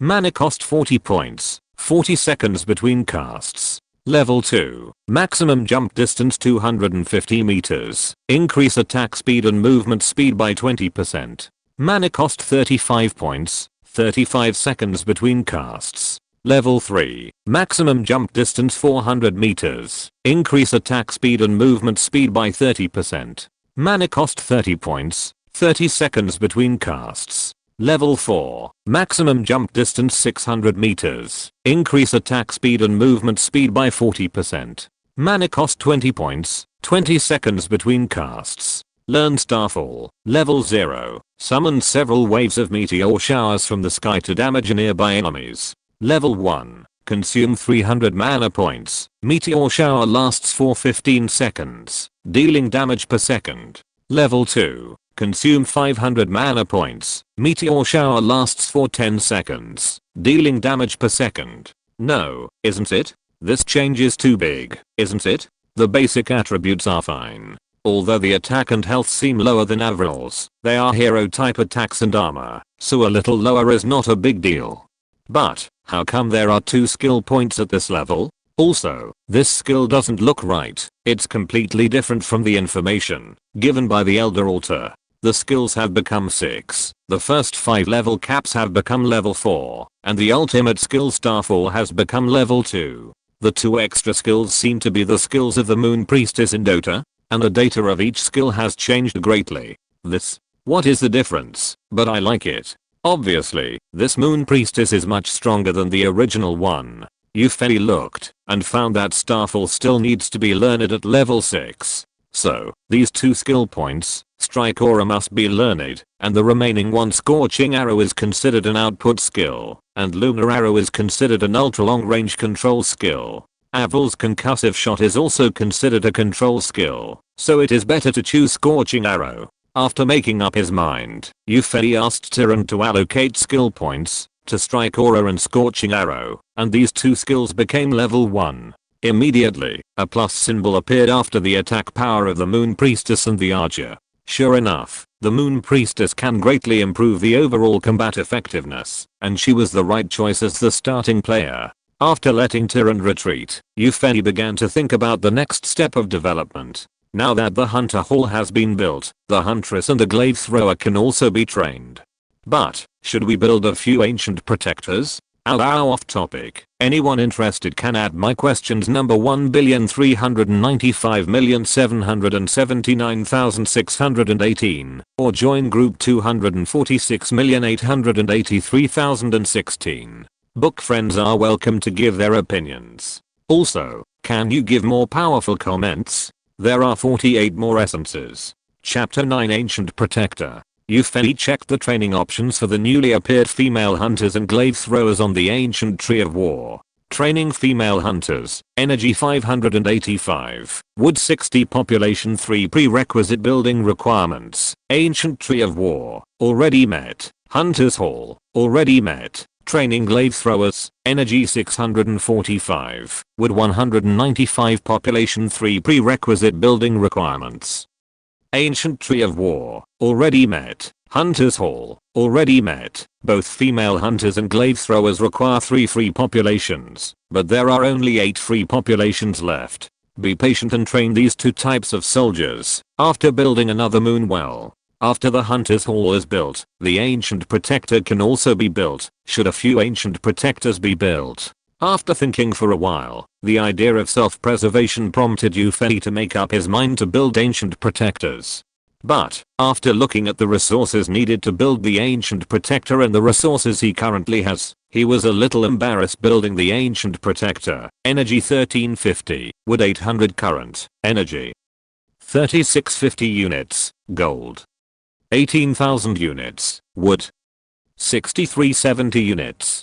Converting gold has 5450 units of energy, so he can only build 4 Ancient Protectors. Forget it, just build it. Yufei selected 4 elves from the 10 elves who were collecting wood and prepared to start building the ancient protectors. Of course, because the elves do not occupy the population and cannot collect resources. After building the ancient tree, Yufei also started to train the 4 elves again. However, when Yufei gave the order to build the ancient protector to the 2 elves, the elves fed back a message. Trees over 1,000 years old were found nearby. Should we build the ancient protector based on the 1,000-year-old trees? Huh? What's going on? Yufei sent a message to the elf, but the elf did not answer. Yufei secretly despised himself. He is the tree of life. Using the Yuan Mu Zenju, he began to search for information in the depths of his memory. After a while, Yufei found the information he needed, and this information made him overjoyed. Ancient protectors can be obtained by enlightening trees over 1,000 years old, requiring a small elf, 500 units of energy, and 300 units of wood. If it were not still in the shape of a tree, Yufei would like to put his hands on his hips and face up to the sky and laugh 3 times. This surprise came too suddenly, right? With just this little bit of resources, wouldn't he be able to show off his humble tower setting style? With 100 or 80 ancient protectors, who else can invade his territory? He really has the protagonist's aura, that is countless times stronger than the strong attack aura. Yufei, who was caught in Yai, obviously didn't expect that there were actually not many trees over 1,000 years old, and the many 1,000-year-old trees around him were just the sequelae of the time and space confusion caused by his travel. Generally speaking, it is difficult for ordinary trees to live to be 1,000 years old. Yufei immediately gave orders and started to build 8 ancient protectors at the same time. Our 1,000-year-old tree was enlightened in each of the 8 directions. At the same time, new elves were also being trained. The construction time of the ancient protector was 2 hours. After 2 hours, the ancient protectors in the 8 directions were built one after another. Yufei's elves still had 4 elves in training, and he couldn't wait to check the data of the ancient protectors. Ancient protector, attack type, piercing attack range, 700 attack speed, slow attack power, armor type, enhanced armor, health value, ability, stand up, make the ancient tree stand up from the ground so that it can move or fight. Well, the data is similar to that in the game. Try to stand up and see what the data is after standing up. Yufei gave the ancient protector an order to stand up, and the ancient protector slowly pulled its roots out of the soil. No, it would be better to describe it as withdrawing, because the ancient protector did not even bring up a bit of soil. I saw that after its roots were pulled out of the soil, they turned into 4 huge feet, standing firmly on the ground. Ancient protector, attack type, normal attack range, melee attack speed, medium attack power, armor type, heavy armor, movement speed, very slow health, ability, devour trees, devour a tree to restore a large amount of health within 30 seconds. Rooting, let the ancient protector take root in the soil. Well, the change after standing up is quite big. The attack power has dropped, and it has become a medium speed, normal type of melee. Although it can move, the very slow is very dazzling. I tried to move the ancient protector, and the speed was really terrible. The giant leg was lifted so slowly it only walked about 50 meters in 1 minute. After checking the ancient protectors one by one with satisfaction, Yufei suddenly found a different ancient protector. Ancient protector, elite, attack type, piercing attack range, 800 attack speed, medium attack power, armor type, reinforced armor, HP, ability, stand up, make the ancient tree stand up from the ground so that it can move or fight. Root entanglement, activated within a range of 100 meters, can bind multiple units. The more units bound, the weaker the binding force. The binding time depends on the strength of the bound units. The interval between the activation of the ability is 30 seconds. This ancient protector in the north is obviously much stronger than other ancient protectors and has an additional root entanglement ability. Why is this? Yufei found the answer from his memory again. It turns out that this ancient protector was enlightened by an ancient tree that is more than 2000 years old, so it is much stronger. So, according to the comparison with the arms, there are also elite or even higher level ancient protectors. It should be that the older the tree, the stronger its ability, right? I hope to find more old trees in the future. Gradually, the elves finished training, and Euphony checked the resources after converting gold. Because it was daytime and there was no moon, Euphony could not absorb energy, and the energy only increased to 2650 units, and because the elves were withdrawn to build ancient protectors, the wood did not increase much, only returning to 4500 units. After issuing the order to build a moon well again, it became 850 units of energy and 4100 units of wood. After 3 hours, the idle population will reach 48, and then you can train huntresses and glaive throwers. At OFF-TOPIC. If you are interested, you can add my questions number 1,395,779,618, or join group 246,883,016. Book friends are welcome to give suggestions. If you want to be a deputy moderator, please contact me on questions. In addition, can you comment more powerfully? There are still 30 or so essences. Also, I want to celebrate my collection of over 100. I have to look for a part-time job during the day, so I wrote a chapter overnight and posted it in advance. It should be gone by noon. Chapter 10, The Huntress and the Glaive Thrower.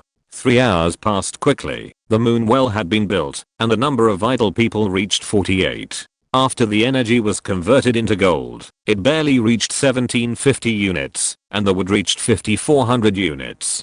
Let's train the first unit of the female hunter and the glaive thrower first. Euphony gave the order. Immediately, 1230 units of energy and 255 units of wood were deducted. Alas, the energy consumption was too fast, and the gold mine had less than half of its gold left. In 2 days, this gold mine will be exhausted, and it seems that we have to find a new resource collection point quickly. Half an hour later, the scene when Avril appeared was repeated in front of the ancient war tree. A beam of light rose in front of the ancient war tree, and a bee strode in the beam of light. A vigorous black cheetah carrying an elf jumped out of the beam of light. The elf sang in a low voice, "Goddess, light my way." The sound effect translation of the female hunter trained in Warcraft. Hunter Luna pays homage to the father god. After Euphony skillfully walked through the procedures, he checked Luna's attributes. Huntress, name, Luna. Only the first unit trained of each type will automatically have a name. Level, elite attack type, normal attack range. 80 attack speed, fast attack power, movement speed, very fast armor type, none armor, HP, mana, abilities, sentinel, can summon an owl for reconnaissance. The owl cannot move, cannot be attacked, and can see invisible units. Requires, research sentinel, not met. Moonblade, allows the huntress to bounce damage to more enemy units. Requires, research moonblade, not met. Features, bounce, the huntress can attack 2 targets at the same time. When attacking a target, if there are other units next to the target, it will automatically bounce to the other unit and cause damage to it. The huntress's attack will lose 50% of its attack power each time it bounces. Hide, makes the unit stop attacking the enemy, and can make it shadow meld and become invisible at night. Skills, Moonlight, the huntress gathers the energy of the moon and erects it to the ground, causing damage to an enemy unit and a short-term stun. It consumes a small amount of mana to cause a small amount of damage and stun for 1 second. The interval time is 20 seconds. Sure enough, the first trained huntress, like Avril, directly has an aim and high intelligence, and the attributes are also greatly enhanced.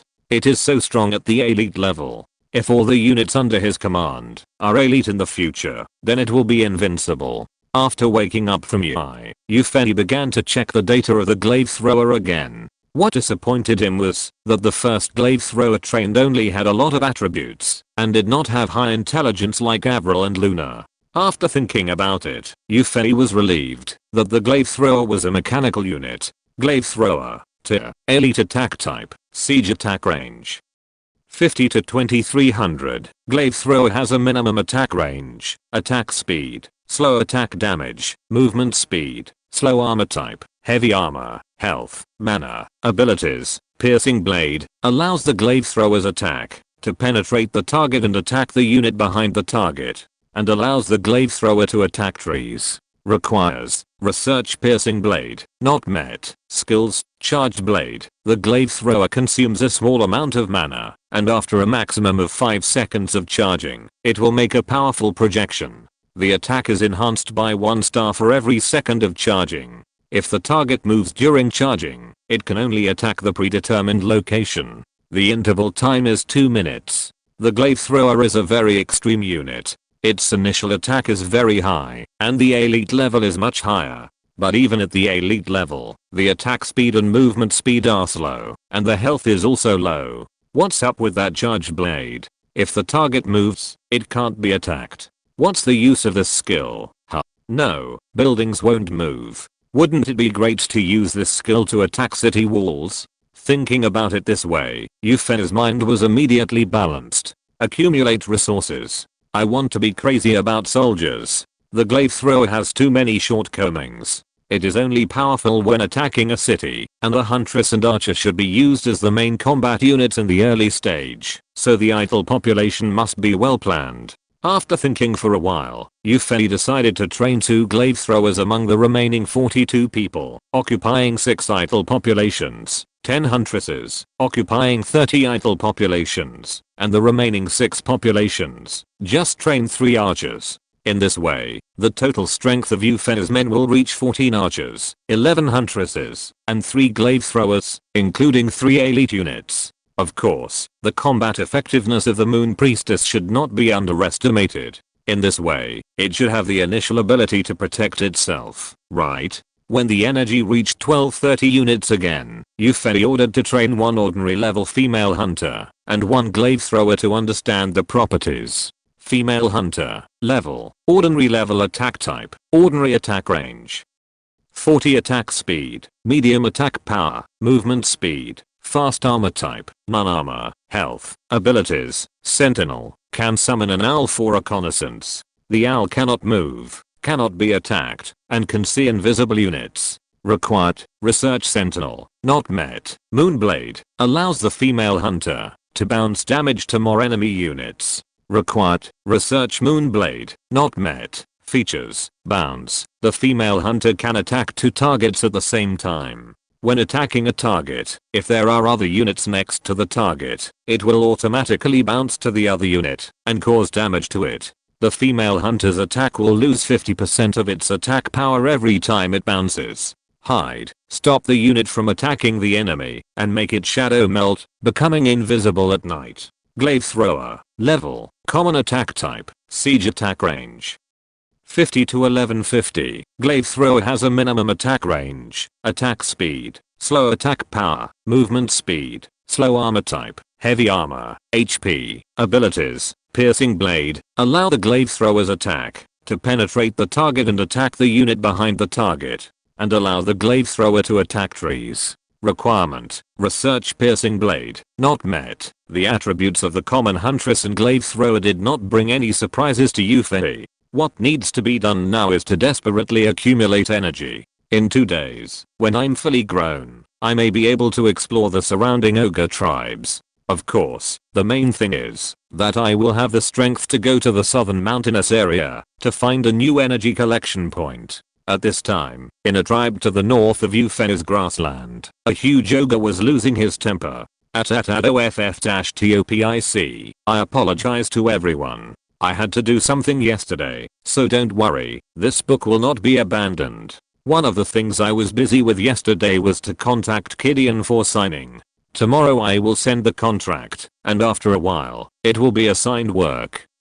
This is the first time I ask for collection, recommendation, and various comments. I have added all the soy sauce ones to the favorites. If you are interested, you can add my questions number 1,395,779,618, or join group 246,883,016. Book friends are welcome to give suggestions. If you want to be a deputy moderator, please contact me on questions. Chapter 11, The Ogre's Movement. STONEMAUL*. Raziel is the leader of the Stonemal tribe. As the leader of a powerful ogre tribe, Raziel lives a wonderful life. In the entire tribe, there are many beautiful women of the ogre tribe serving him, and there are a dozen ogre wizards leading a group of younger brothers to hunt for food. Raziel can be said to live a life of ease and comfort. However, Raziel is in a very bad mood now. He is shaking his huge belly and turning around in his bedroom, which is actually a shabby hole full of bones. As for why he is in a bad mood, of course it is because of those damned forest wolves. Ever since those damned forest wolves migrated to the vicinity of the Stonomall tribe, Raziel has felt that everything is not going well. First, when the forest wolves just migrated, the Stonomall tribe was caught off guard and had no time to react. They still hunted for food as they used to. As a result, they were attacked by the forest wolves, and many low-level ogres died. Later, the Stonomall tribe's good days of dominating this area came to an end, and the forest wolves settled here for a long time. Although the strength of the forest wolves was not as good as that of the Stonomall tribe, the hunting harvest of the ogres was greatly reduced, and sometimes ogres were attacked, or even killed by the forest wolves. In desperation, Razor had to order the ogres in the tribe to be divided into more than a dozen teams, each led by an ogre wizard, to hunt. Sure enough, in this way, the forest wolves never successfully attacked the ogres again, but some wolves were killed by some ogre teams. But today, a team of ogres who went out hunting at night did not come back at noon. It must be the damned forest wolves. A few low-level ogre warriors are nothing, but the problem is that a precious ogre wizard has disappeared. This caused Razor to have to get up from the gentle land of ogre beauties and take a few teams of brothers to investigate the situation. Soon, following the smell, Razor came to the small open space where the ogre team was killed last night. The bodies of the blue-skinned ogre wizard and 4 white-skinned ogre warriors were lying here. Razor's sensitive nose smelled the scent of the forest wolf. Sure enough, it was those dead wolf cubs who did it. Razor was furious. Then, he was ready to return to the tribe and lead his brothers to find a place where the forest wolves lived. However, a casual glance before leaving made Razor stop. What is this? Razor approached the body lying on the ground. There were several long and narrow holes on the body. This situation, I seem to have seen it before. Razor patted his huge head. Isn't this the trace of arrows shot in? I saw it a long time ago, when I was still very young and the human who attacked the tribe. However, ever since the ogre tribe, led by his great father, hunted all humans who entered the forest, and the tree demon tribe also appeared in the vicinity, no human dared to enter the Whispering Wind Forest.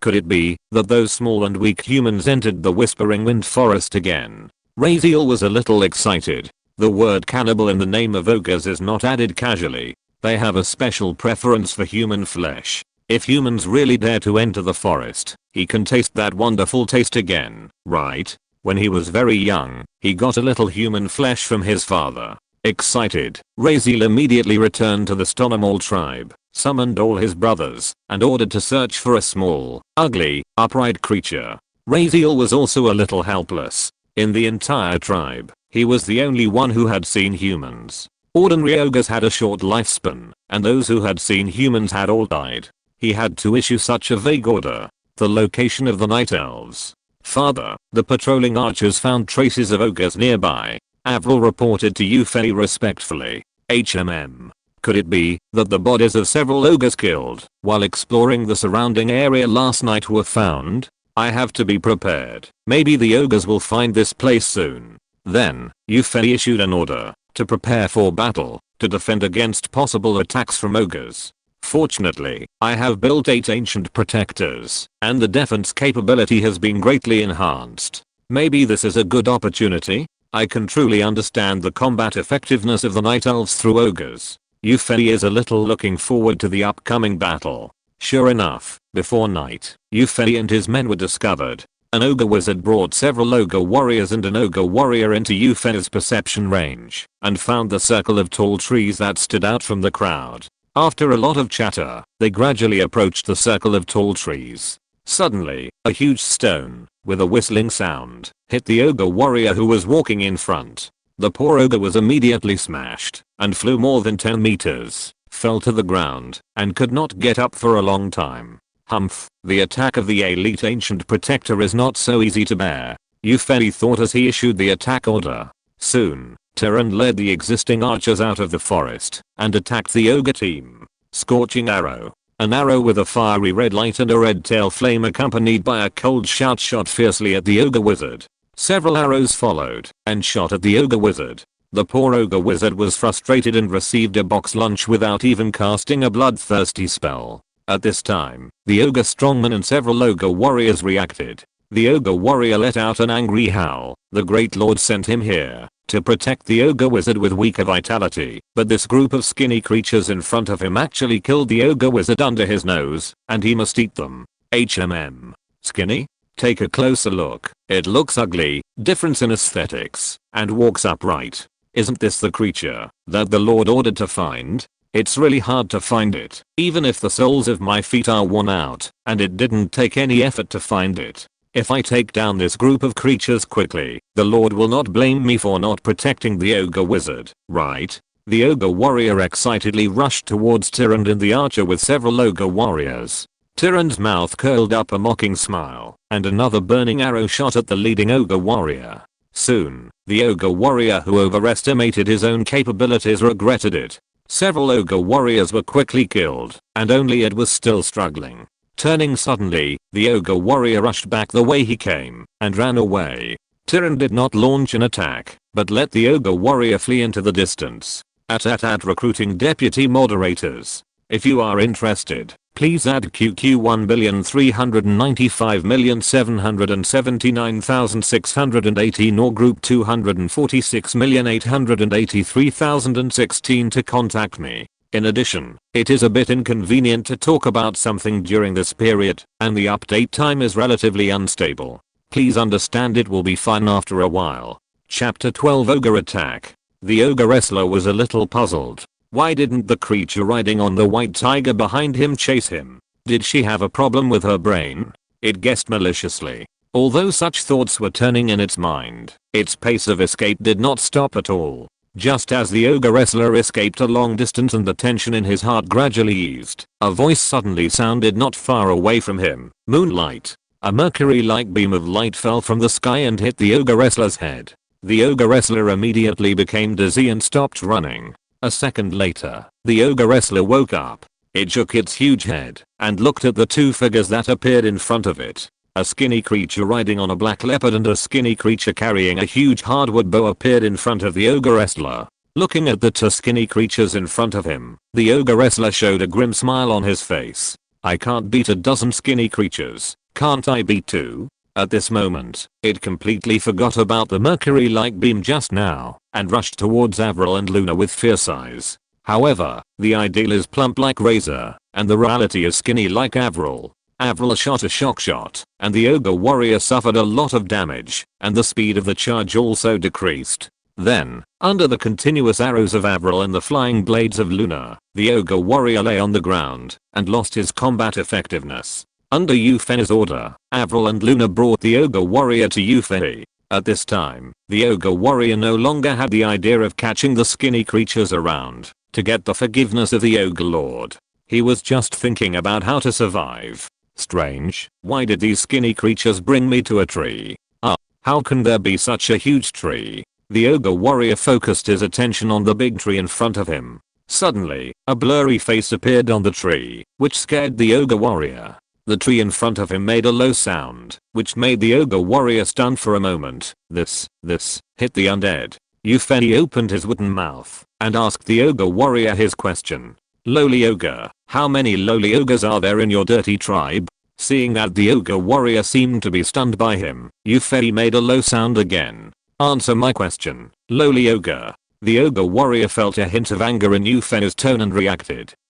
Strange tree, you dare to attack the warriors of our Stonomall tribe and kill the ogre wizard. Just wait for the great lord Razzle to lead the wizards and warriors of the Stonomall tribe to kill all of you skinny creatures. Well, then how many wizards and ogres like you are under your great lord Razzle? Eupheni continued to speak with interest. The great lord Raziel has more than a dozen wizards under his command, and there are more than 30 strongmen like me. As for the ogre warriors, there are more than 100 of them. You'd better let me go obediently. Maybe the great lord Raziel can let you go. Eupheni saw a sneer on the face of the ogre strongman. No way. Ogre. How come the IQ is not as low as imagined? It can also threaten people. It's a threatening tree, but I already know what I want to know, so let Tyrant kill this arrogant ogre. At Euphenia's signal, Tyrant took the life of the ogre strongman with a burning arrow and turned it into her experience. It's not easy to deal with. More than 100 ogre warriors, more than 30 ogre strongmen, and more than a dozen ogre wizards who have low attack and less blood, but can release bloodthirsty spells. They are a very strong fighting force. And there is also the ogre lord Raziel, who is definitely not a soft persimmon. With his current strength, I'm afraid it will be difficult to fight against the Stonehammer tribe. However, looking at the 8 ancient protectors and Tyrant and her units around him, Euphenie felt relieved again. Even if his strength is not as good as the Stonehammer tribe, defense should not be a problem, right? After all, the ancient protectors and elves are not vegetarians. Thinking of this, Euphenie felt relieved immediately. Wait, after defending against the attack of the Stonehammer tribe, in a few days, his strength may be able to fight against the Stonehammer tribe. The camera returned to the ogre lord Raziel. Not long after Euphenie killed the ogre team, Raziel found something wrong when counting his men. Why is there a team missing? Could it be that Raziel thought about it and sent a more clever ogre warrior to explore along the route taken by the missing ogre team? And this poor ogre warrior naturally died at the hands of Tyrant and never returned. Raziel understood. Humans must have appeared in that direction. Then, with Razor's angry roar, the entire Stonehammer tribe moved. All the ogre warriors and ogre wizards, led by Razor, marched towards the direction where the ogre team disappeared. Soon, the mighty ogre army appeared on the outskirts of Euphenia's forest. Euphenie also discovered the Stonehammer tribe army led by Razor early. Although he was prepared, Euphenie was still a little worried when he saw Razor's huge body and the group of men behind him who were smaller, but still very strong. At this time, an uninvited guest appeared in the forest wolf pack to the east of Euphenia's forest. The forest wolves, who were usually very fierce when fighting ogres, did not have any hostility towards this uninvited guest. The visitor rode a black leopard. It was Luna. Luna entered the forest wolf pack. The natural breath on her body made the forest wolves feel very friendly. Wherever she went, the forest wolves automatically made way for a passage. Luna rode the black panther and gradually went deeper into the wolf pack. When she was about to reach the center of the wolf pack, several wolves that were much larger than other forest wolves blocked her way. Although they felt the strong natural breath of Luna, the giant wolves did not show any intention to attack, but they still bared their teeth to make Luna stop moving forward. Just when Luna was a little hesitant, a wolf howl came from behind the giant wolves, and the giant wolves made way. Luna was stunned for a moment, and then walked in along the path made by the giant wolves. Behind the giant wolf, a purple giant wolf appeared. Beside the purple giant wolf, there was a little wolf cub playing. Considering that I stayed up late to write, shouldn't everyone collect and recommend more? Chapter 13 Unfavorable Battle Situation. Damn it. Euphenie cursed. The battle had been going on for quite some time, and the situation on the battlefield made Euphenie a little depressed. When the ogre warriors sent by Raziel were killed by Tyrant, Euphenie knew that the army of the Stonehammer tribe would soon arrive here. Sure enough, the army led by Raziel soon appeared in front of Euphenie. It's just that this is not the way to play, right? 200 ogres actually rushed up all at once. This ogre lord Raziel also wants to play a wave. In the charge camp of the Stonehammer tribe, there were more than a dozen ogre warriors in the front, followed by all the ogre warriors, who rushed up with strange shouts. Behind the ogre warriors, more than a dozen ogre warriors each protected an ogre wizard, and also advanced forward under the urging of Raziel. The ogre wizards at the back muttered a bunch of spells, and then they all pointed their fat hands forward, and the bodies of the dozen or so ogre warriors in the front suddenly grew larger. Bright red light flashed on their thick arms. Under the effect of the bloodthirsty spell inspired by the ogre wizard, the dozen or so ogre warriors at the front suddenly sped up a bit, and were about to rush into the tall tree circle around the base. Just as these dozen ogre warriors were charging happily with ferocious smiles on their faces, 8 boulders flew out from the trees in the woods and smashed into the ogre charging camp. 4 of the boulders hit the frontline ogre warriors, but only made the thick-skinned and bloodthirsty ogre warriors stagger, while the other 4 boulders passed over the heads of the ogre warriors and smashed into the cluster of ogre warriors. Suddenly, the ogre warriors cried out for their parents. One of the particularly huge stones rolled for a long distance after landing, engulfing several ogre warriors. It was obvious that this was a stone thrown by the elite ancient protector. The ogres panicked for a while and soon organized a charge under the roar of Lord Laser. At this time, the next wave of attack by the ancient protector was not ready. The stones thrown by the ancient protector were condensed by the earth element from the earth, and it took a long time to condense one. This is also the reason why the ancient protector's attack speed is slow, and it cannot attack remotely when it stands up. The ogre team rushed into the dense forest again, and the tall trees next to each other made their speed drop sharply. In the gaps between the trees, more than a dozen arrows shot out, among which there was a fiery red and a light yellow arrow. The two ogre warriors who were targeted by the arrows wailed and fell unwillingly among the trees. The other dozen ogre warriors were startled, but after hearing the roar of Razzle behind them, they still rushed into the depths of the dense forest. At this time, the elite ancient protectors once again condensed a huge stone and smashed it at this team of outstanding demons, and soon after, 7 huge stones also smashed them. Under Euphena's control, this time the 8 ancient protectors concentrated their attacks and killed 3 ogre warriors again. The archer team, Avril, and Tyrant gradually eliminated the ogre warriors who entered the forest, but the more than 100 ogre warriors following the ogre warriors soon rushed into the dense forest, and Euphena's troops suddenly seemed stretched. However, at this time, Eupheny did not pay attention to the battle situation in the dense forest, but stared at the ogre lord Razzle through his god's perspective. Charge. Eupheny secretly gave the command to the elite glaive thrower in his heart. The string at the rear end of the glaive thrower flashed a faint fluorescence and gradually tightened. When the charge reached the 4th second, a gap appeared in the ogre team in front of Raziel. Euphena's eyes lit up. It said that wooden eyes can also light up. Good opportunity. Fire. The tail string of the glaive thrower loosened, and the huge 3-toothed moon blade flew out with a rapid rotation. Raziel, who was standing at the end of the ogre team, was directing the ogre wizard to continue to cast bloodthirst spells on other ogres. Suddenly, a chill came from the bottom of its heart, and without thinking, it quickly turned its body. Just as it stopped and prepared to think about what was going on, a light and shadow tore apart an ogre warrior who was standing in place to protect the ogre wizard, and then tore apart the ogre wizard behind him without any pause, and whizzed past Raziel. Laser looked at the bloody wound on his strong arm, caused by the rub, and couldn't help but gasp. What is this? How can the attack be so strong? Even with my own strength, I'm afraid I have to use my bullwood stick to block it to only be slightly injured, right? If it is concentrated directly, it will definitely be seriously injured, or even lose its combat effectiveness. At this time, Eupheny in the dense forest was also cursing in his heart. Damn it.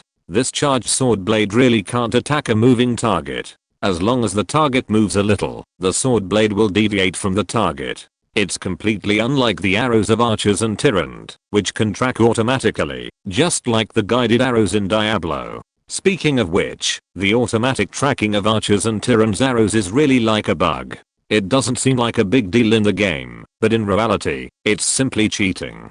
No matter how skilled a human archer is, he dare not say that every arrow he shoots will hit the target, because the target will dodge, but the long-range attack of the Night Elves will hit the target, as long as the target does not deviate too far. This was enough to make all the ranged attackers on the continent of Esrazel burst into tears. Raziel, who was almost hit by the charged blade, became cautious, constantly moving and changing his position. Seeing the cunning Raziel like this, Eupheny had no choice. Tyrant, at level 1 at this time, could not compete with Raziel. Eupheny simply stopped the elite glaive thrower from using the charged blade, and gave it the order to attack freely. The ogres in the dense forest were immediately in trouble. They were already suffering from the stones of the ancient protectors, the baptism of archers and Tyrant's arrows in the dense forest, and now the blades of the glaive thrower were added. Although the attack speed of the glaive thrower was as slow as that of the ancient protectors, every time the blade was fired, an ogre would definitely die. Either an ogre warrior was killed, or 2 ogre warriors were torn apart from front and back. But even so, the number of ogres is not comparable to that of Euphena's troops, and Euphena's troops have no melee units to fight monsters. The ogre team gradually entered the depths of the dense forest and was about to reach the grassland where Eupheny was. At THANKS. 200 starting coins for the reward of Tabudi Love, 100 starting coins for the reward of Zinkingayu, and the support of all the book friends who voted for the recommendation. Thank you. Recruiting deputy moderators, add group 246,883,016. Chapter 14, Wolf Tribe comes to help. Just as Eupheny was secretly anxious, a vigorous figure suddenly jumped out of the woods at the edge of his detection range. A closer look revealed her cool Black Panther mount, the sharp moon blade in her hand, and the cold mask on her face. Isn't this Luna? As one of the 3 elite units under Eupheny, she should be here. However, what are the green shadows following closely behind her? A woo-along wolf howl came from the distant forest. Razor turned around suddenly. It was the damned forest wolves. The sound was made by their leader, a terror wolf that was only slightly weaker than it. In the woods, forest wolves with green borders jumped out one after another. After 100 or so forest wolves with weaker breath, there were more than 20 enlarged giant wolves. Among the giant wolves, a tall wolf king with purple body and sharp eyes appeared in front of the ogres. Without any hesitation or pause, the entire wolf pack immediately rushed into the dense forest around Eupheny's base and started fighting with the ogres. Because Eupheny and the ogres had been fighting for quite a while, many of the thick-skinned ogres were killed. Almost every 2 ordinary forest wolves faced an ogre warrior, and more than a dozen of the giant wolves each faced an ogre warrior. The remaining dozen giant wolves surrounded the purple horror wolf and passed through the dense forest and entered the grassland where Eupheny was. At this time, Eupheny breathed a sigh of relief in his heart, and a piece of information in his mind caught his attention. Consciousness sank into his mind, and Eupheny interpreted the new information. In just a moment, he opened his eyes, unfolded his god's perspective, and looked at the purple giant wolf that appeared in the grassland. Terror Wolf, Special Unit Attack Type, Normal Attack Range, Melee Attack Speed, Fast Attack Power, Movement Speed, Fast Armor Type, Heavy Armor, Health, Mana, Skills, Command Aura, increases the attack power of surrounding units.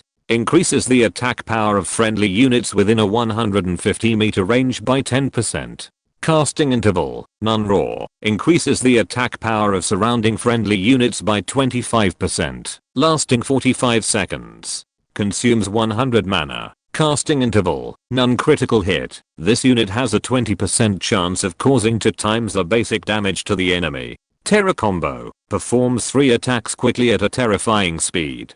Consumes 100 mana. Casting interval, 30 seconds. What a terrifying data. The first level Moon Priestess only has 2.5 stars of attack, 2.5 stars of health, and the attack speed is only medium.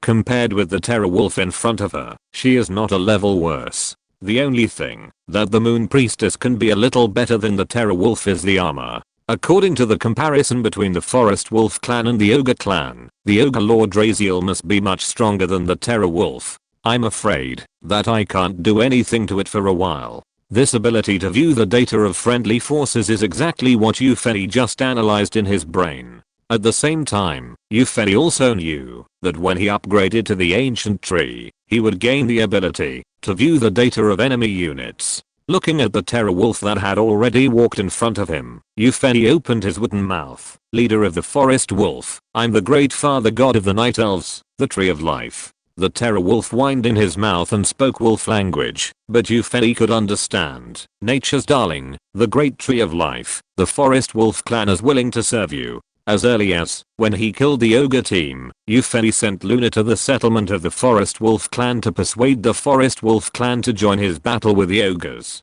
Under the influence of Luna's pure natural aura and long-term hostility to the Ogres, the Terror Wolf accepted Luna's persuasion and led the wolf pack to join the battle. At Euphany's request, the Terror Wolf led a dozen giant wolves around him to join the fight with the Ogres. Staring at a giant wolf, Eupheny checked the giant wolf's data. Feral Wolf, Attack Type, Normal Attack Range, Melee Attack Speed, Fast Attack Power, Movement Speed, Fast Armor Type, Heavy Armor, Health, Mana, Skills, Critical Hit. This unit has a 15% chance of causing 2 times the basic damage to the enemy. Feral combo. Attack twice at a terrifying speed. Consumes 75 mana. Casting interval 30 seconds. The data of ordinary forest wolves in the field are: Forest Wolf, attack type, normal attack range, melee attack speed, medium attack power, movement speed, medium armor type, heavy armor, none health, skills, critical hit. This unit has a 10% chance to cause 2 times basic damage to the enemy. Compared with archers, ordinary forest wolves are a little stronger in data, but if the kite flying tactic is used, it is not a problem for an archer to kill 3 forest wolves. Compared with the huntress, the wild wolf is only a little stronger in attack. The wild wolf, which is not as fast as the huntress, can be easily killed by the huntress with medium range attacks. After the forest wolf joined the battle, the situation on the field changed dramatically. One by one, the forest wolves entangled the ogres, and the archers and Tyrant were able to happily tilt their firepower, and the losses of the ogres suddenly increased a lot. However, just when the ogre team was showing signs of exhaustion, a shining shockwave attacked from behind the ogres, knocking away many forest wolves and several wild wolves along the way, and disappeared at the edge of the grass. Behind the ogre camp, there was a roar of Raziel. It was the ogre lord who took action. However, just as Euphony was about to order Tyrant, Luna and the Terror Wolf to rush up and beat Raziel, the ogres quickly retreated and gathered around Raziel amid Raziel's roar. Looking at the remaining 70 or 80 ogre warriors, the remaining less than 20 ogre warriors, and about 10 ogre wizards, Raziel roared angrily again. But after the roar, it turned around and left with its remaining subordinates. Is this the legendary strategic shift? Euphony was a little stunned when he found that the ogre warrior that was captured and finally dealt with by Tyrant would threaten people, threaten trees. He was surprised that the ogre actually had a high level of intelligence. But now he found that the ogre lord Raziel not only used a wave of tactics, but also ran away when he saw that the situation was not good. Euphony was really a little shocked. It seems that I really can't think of this alien life as simple as the wild monsters in Warcraft. They have their own tribes, and are not as simple as the experience pack I imagined. Euphony thought carefully. I am really sorry for everyone. I found a part-time job. I had a late shift last night, and didn't have time to write. Please understand. During this period, the update is relatively unstable. Hongchen apologizes to everyone here. Unsatisfied readers can collect it first, and wait until it is fattened up before killing it. Just don't forget to vote. Thanks. C9 has stopped at 100 Kidian coins for the reward. If you're listening to this novel on a channel other than Fanfic World, it means they downloaded and uploaded it without effort. We cordially invite you to visit our channel, Mundo Fanfic Novelos. There you'll find the original version of this story and you can explore many other novels of various genres. We're waiting for you to immerse yourself in a world of incredible novels. Chapter 15 After the War. Thinking in this way, other intelligent creatures in the alien world must not be easy to deal with. Euphony felt a stronger sense of urgency. I have to develop quickly. I must upgrade to the ancient tree within a month. Euphony made up his mind. At this time, Raziel had already withdrawn Euphony's detection range with the remaining ogres of the Stonomol tribe, and Euphony immediately reflected. This battle is over after all. Reflecting on it, the problem of the lack of melee units in the early stage of the Night Elves was clearly exposed in this battle. Before the forest wolf came to help, because there was no melee unit to curb the charge of the ogre troops, the ogre troops could be said to have driven straight in and almost entered the grassland where they were. Although the archers and Tyrant, as well as the ancient protectors and glaive throwers, have been attacking, they could not stop the advance of the ogre troops. When the forest wolf came to help, the forest wolf entangled the ogre troops, and the long-range advantage of the Night Elves was brought into play. Although the ogre army quickly retreated under Raziel's command after a while, more ogres were killed in just a few minutes than in the previous 10 minutes, when the Night Elves fought alone. After all, the damage of melee and ranged output combined is much higher than the damage of archers and Tyrant fighting while retreating. When I upgrade to the ancient tree, the situation will change. After I train the claw druid and mountain giant. Compared with ogres, mountain giants are more tough and thick. and not just a little bit thick. Tyrant leveled up in this battle and became a level 2 moon priestess, and according to Tyrant's own feelings, she is not far from level 3. After reaching level 2, Tyrant's data also changed. Moon priestess, level. To attack type, heroic attack power, attack speed, medium armor type, heroic armor, movement speed, fast health, mana, strength. 21 agility. 26 intelligence. 18 skills, remaining skill points.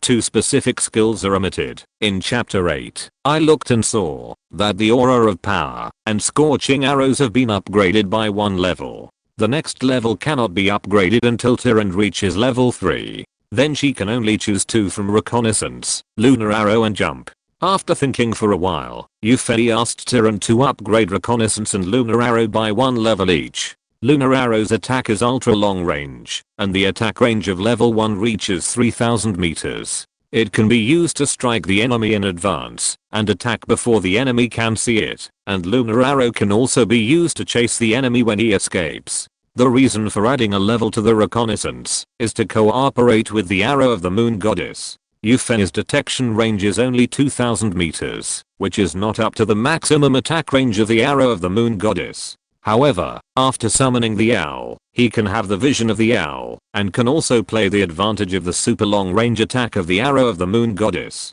Not only that, after being able to summon the owl, the advantage in reconnaissance is more established. No one will notice a weak, ordinary owl flying in the sky, right? When the reconnaissance level is raised, the owl will also have the ability of invisibility and invincibility. At that time, it can be said that there is no place that Tyrant cannot detect. In addition to Tyrant, non-hero units can also absorb some experience for advancement. After this battle, the 10 archers began to approach the elite level, and Avril, Luna and the elite level glaive thrower also moved 1 step closer to the elite level. Looking back, Euphony looked at the Terror Wolf. If the Forest Wolf clan can stay here, there is no need to worry about the Stonehammer tribe attacking again. Moreover, in 2 days, the Forest Wolf tribe can still play a role. Under Euphony's persuasion, the Horror Wolf readily agreed to stay with the Night Elves. After all, it was the same for them to stay there. At most they just had to run away when hunting.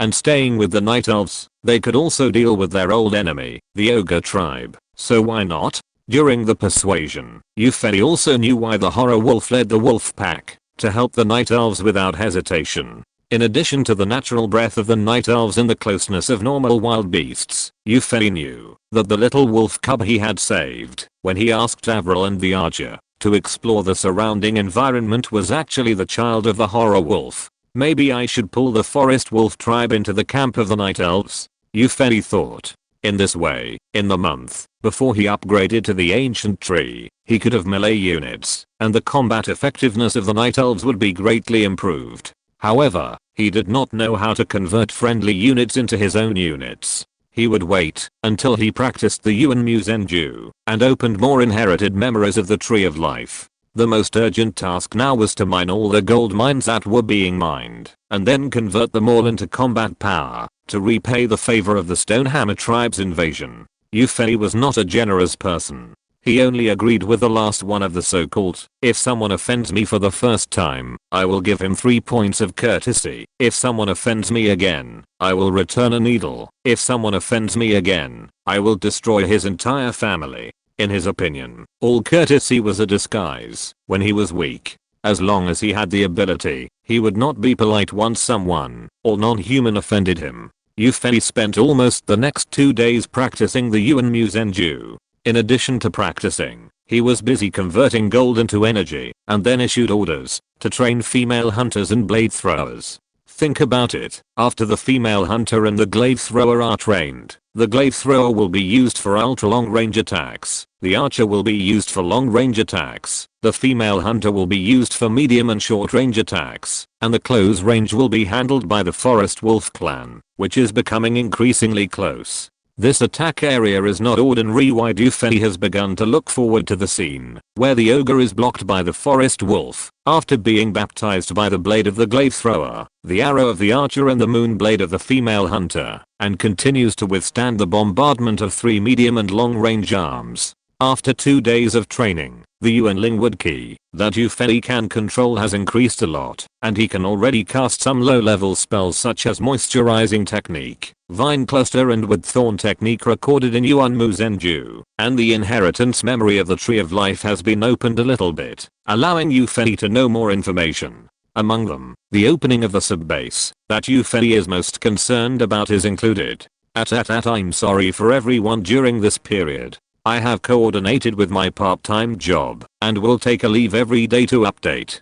Thank you for your support. I will publish it regularly at 3 PM every day. If I fail to keep the schedule, I will ensure that there is one chapter every day. Please add more collections, recommendations, rewards, etc. Chapter 16. Counterattack begins. According to the existing inherited memory, Yufei understood his long-standing doubts, why there is no Tree of Life in the Elf's construction board.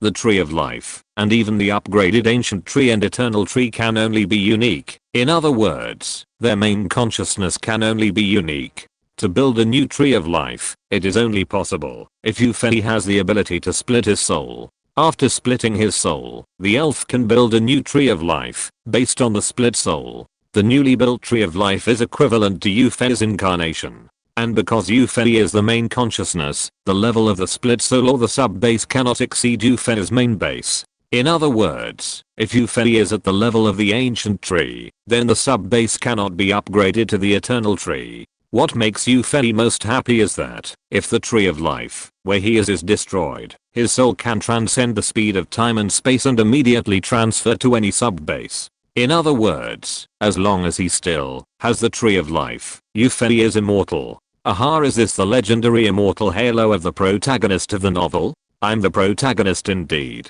Yufei was intoxicated. However, Yufei, who was intoxicated, obviously did not expect how difficult it was to split the soul. After a while, Yufei woke up from his intoxication and began to count the existing forces under his hands. After 2 days of mining, the gold mine had been successfully mined, and not even a unit of gold was left. And the resources that Yufei had, under the mining of the elves and his 2 nights of hard absorption in the moonlight, once reached 18,890 units of energy and 18,750 units of wood.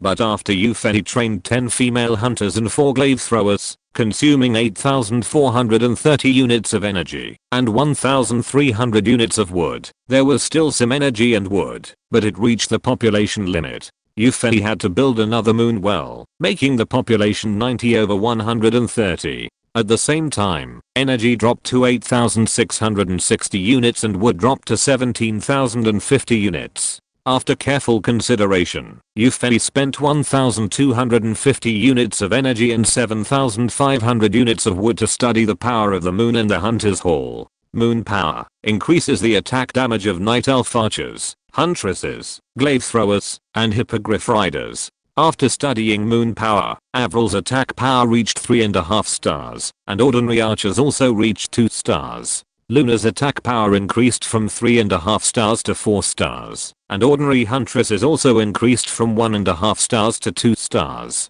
The most terrifying thing is the glaive thrower. The attack power of the elite glaive thrower increased from 8 stars to 9.5 stars. The ordinary glaive thrower should have had a 4.5 star attack, but now it has reached 6 stars. With the extra 40 people, Yufei was ruthless and spent the remaining 7410 units of energy, which just trained 19 archers. Including Avril and the 10 archers trained before, the archer team reached a full 30 units. At this moment, Yufei looked at the energy value in his mind.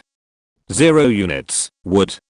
90 to 80 units, and felt a little bit like crying but without tears. However, when he saw the ordinary troops of 29 archers, 10 female hunters and 4 glaive throwers, the 3 elite combat forces of Avril, Luna and elite glaive throwers, and Tyrande, the moon priestess, he suddenly felt that everything was beautiful. With such a force, why worry about not being able to wipe out the Stonehammer tribe? Yes, Yufei has been thinking of destroying the Stonehammer tribe with the Forest Wolf tribe for 2 days. Yufei has always been a person who will take revenge. It's okay to forget it after a long time, but if he happens to remember who he has a grudge with, and has the ability to take revenge, he will definitely teach his enemy a lesson. At this time, the Stonehammer tribe had just invaded for 2 days, so he naturally would not forget it. He also had the ability to take revenge, so he would naturally not let the Stonehammer tribe go. At this time, Eupheny was ready for revenge. In 2 days, Eupheny had asked Tyrann to summon an owl, and found the location of the Stonehammer tribe around a low hill in the northern forest. After ordering Tyrann to lead the existing 46 units of the Night Elves to prepare, Eupheny called the Terror Wolf over. Terror Wolf, I'm going to attack the ogres today. I hope you will lead the Forest Wolf clan to participate in this battle. As the old rival of the ogres, I don't think you will refuse me. And I have asked Tyrann to scout the current settlement of the ogres through owls. Today is the day to deal with the ogres. The Terror Wolf agreed to Eupheny's request without any hesitation. In the long-term battle with the ogres, the Forest Wolf clan has always been at a disadvantage. Now that it has the opportunity to deal with the Stonehammer tribe, it will certainly not let it go. Eupheny did not leave any units in the base, only his own tree of life, 3 moon wells, the elder altar, the ancient war tree, the hunter's hall and 8 ancient protectors stood quietly in the dense forest. More than 100 forest wolves ran towards the north under the leadership of the Terror Wolf. Following closely behind was the Night Elves team led by Tyrann. For a moment, the forest was in chaos. On the way forward, countless animals fled in panic, obviously sensing the murderous intent of the team. The wild beasts that did not have time to dodge were torn apart and swallowed by the forest wolves, which was considered to store some food before the battle to maintain their strength. Soon, this conquering army arrived at the place discovered by the owl. Eupheny, who was observing this place through the unit's vision, was also a little surprised. In front of the conquering army, a camp appeared. I didn't expect that the ogres, who looked like uncivilized creatures, would actually build a camp, Eupheny sighed in his heart. The camp in front of him was built on a relatively steep hill. The lower part of the wall in front was more than 4 meters high, and the upper part was surrounded by thick wooden stakes, which looked very solid. But is this wall useful? It seems that there are no ranged units among the ogres. Are the ogres, who can only fight in close combat, going to stand on the wall and let the archers shoot at them? Is the ogre Lord Draziel crazy? At this moment, the suppression army is about 500 meters outside the camp, with the forest wolves in the front, protecting the ranged units of the Night Elves. Behind the forest wolves, Luna stood proudly with 10 female hunters. Behind them came the archer troops led by Tyrann and Avril. Further back, 5 glaive throwers were lined up in a row. With such a lineup, Eupheny had already sentenced the Stonehammer tribe to death in his heart. Ow, sorry, I was late for a while and the coding was not smooth. It took me 4 hours to write 1 chapter thanks to Shwelin for the 2 evaluation tickets and the reward of 588 starting coins. Thanks to FK.Duwu for the reward of 200 starting coins. Chapter 17 The Tree Demon appears. Not long after, there were bursts of noisy sounds in the camp. Obviously, the suppression army had been discovered. Isn't this reaction too slow? Eupheny sighed in his heart. It seems that the Stonehammer tribe has been the overlord of this area for a long time, and the reaction speed after being attacked is really terrible. But, it seems that I can attack. Eupheny felt a little proud in his heart. Although separated by the wall, the arrows of the Night Elf archers are automatically tracked within a small range. As long as they are shot into the ogre camp, they will definitely cause damage to the ogre. This is the golden finger. Eupheny was secretly happy. Of course, while secretly happy, Eupheny did not forget to order Tyrann, Avril and 29 archers to launch an attack. For a while, 31 arrows shot towards the ogre camp in waves. And as expected, the screams of the ogre were soon heard from behind the wall. However, what puzzled Eupheny was that he had heard the ogre's screams many times in the previous battle, which were short and high-pitched. In addition to this kind of scream, the screams from behind the wall this time were mixed with a relatively low and long-pitched scream. This seems a bit strange. After thinking for a while, Eupheny ordered Tyrann to summon an owl. Under Eupheny's command, the owl fluttered up to about 200 meters in the air, and then flew towards the ogre's camp. Because of the height factor, Eupheny observed the situation in the camp from a god's perspective before the owl flew into the wall. Sure enough, as expected, in addition to the familiar ogres in the ogre camp, there was another creature. Among the huge ogres, some relatively thin figures appeared. And unlike the ogres, which were either white or blue, ogre wizards, these thin figures were all green, which was closer to the color of the forest wolf. Because of these two reasons, Yufei easily distinguished this new creature from the ogre. Moreover, after a brief recollection, he recognized this creature. Isn't this a tree demon? In the game of Warcraft, it seems that the relationship between ogres and tree demons is very good, and many wild monster groups are mixed with ogres and tree demons. Could it be that in the other world, ogres and tree demons are also connected? Yufei had a strange feeling in his heart. In the past few days, in addition to cultivation and development, he also thought about some problems. His crossing was really a bit bizarre if it was like the novels he read, accidentally because of water pouring into the keyboard and getting an electric shock, or the computer suddenly exploded. He would not have any doubts as he was relatively thick-skinned. However, he crossed because he answered the questions from the headphones, so he had to explore the possible problems. Originally, Yufei was going to avenge the invasion of the ogres, before thinking deeply about this problem, but the tree demon that appeared in the ogre camp aroused Yufei's doubts. Why are the creatures here so similar to the wild monsters in Warcraft? Is it only this forest, or is the whole alien world the same as in Warcraft? Every time I read a novel before, what Yufei hated most was that there was a mysterious black hand behind the protagonist.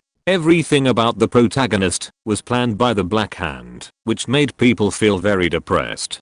Could it be that I have also encountered such a dog blood situation? Yufei felt a little depressed. However, my experience of passing through the time and space tunnel was a real experience. Otherwise Yuan Muzenchu would not have absorbed the spiritual energy of the space and formed the life space in my body. And this world, through Yufei's perception, is not a virtual world, but a real world. In this case, there is nothing to worry about for the time being, just go ahead according to your own ideas. After all, the achievements you have made in this real alien world will also be real, and no one can take them away. If there is really a shady hand behind this, it would be fine if it has good intentions, and I would thank it for letting me fulfill my dream of traveling through time. If it has good intentions, I will definitely take revenge. These thoughts only lasted for a moment in Yufei's mind, and at this time the owl flew to the center of the ogre camp. Yufei came back to his senses from his thoughts, and continued to observe the situation in the ogre camp with the vision of an owl. Soon, he found a familiar figure. Isn't that tall and fat figure the ogre lord Razor? But who is the figure next to him who is shorter but much thinner? In the center of the camp, Razor was talking to a figure next to it. This figure looked like a tree demon, but it was much taller than the average tree demon, and the green color of its skin was also darker. Yufei quickly matched it with the information in his mind. The leader of the tree demon. In Warcraft, the Ogre Lord is a level 7 monster, while the Tree Demon Chief is a level 6 monster like the Terror Wolf. The Tree Demon Chief, whose name is still unknown, is only slightly weaker than Raziel. This is a bit troublesome. Yufei, whose main body is still far away in the Night Elf base, frowned. Tree eyebrows? It seems to be vines. His high-end combat power is a bit insufficient. When the owl flew over the ogre camp just now, he was distracted for a while, and did not carefully observe the number and type of tree demons. So, Yufei controlled the owl, and started to fly back. What he saw along the way made Yufei feel that the trouble was even greater. In addition to the tree demon hunter and the larger tree demon berserker, Yufei was even more reluctant to see the tree demon shadow priest and the tree demon senior priest holding a wooden staff. However, all 4 types of tree demons appeared in the camp. In the game, the Tree Demon Hunter and the Tree Demon Berserker are level 3 and level 4 ranged attack units respectively, but the attack distance is far behind the Night Elf archers. In addition to the long-range attack ability of launching fireballs, the Tree Demon Shadow Priest and the Tree Demon Senior Priest have more auxiliary abilities. The Tree Demon Shadow Priest has the ability to heal and dispel, and in addition to these 2 abilities, the Tree Demon Senior Priest can also bless friendly units with Soul Fire. Soul Fire can increase a unit's defense by 50% and its attack power by 10%. Ogres are originally a race with thick skin and flesh, so the skill complements each other very well. Fortunately, Yufei only found 2 Tree Demon Senior Priests all the way here, but the 8 Tree Demon Shadow Priests also made Yufei a little worried.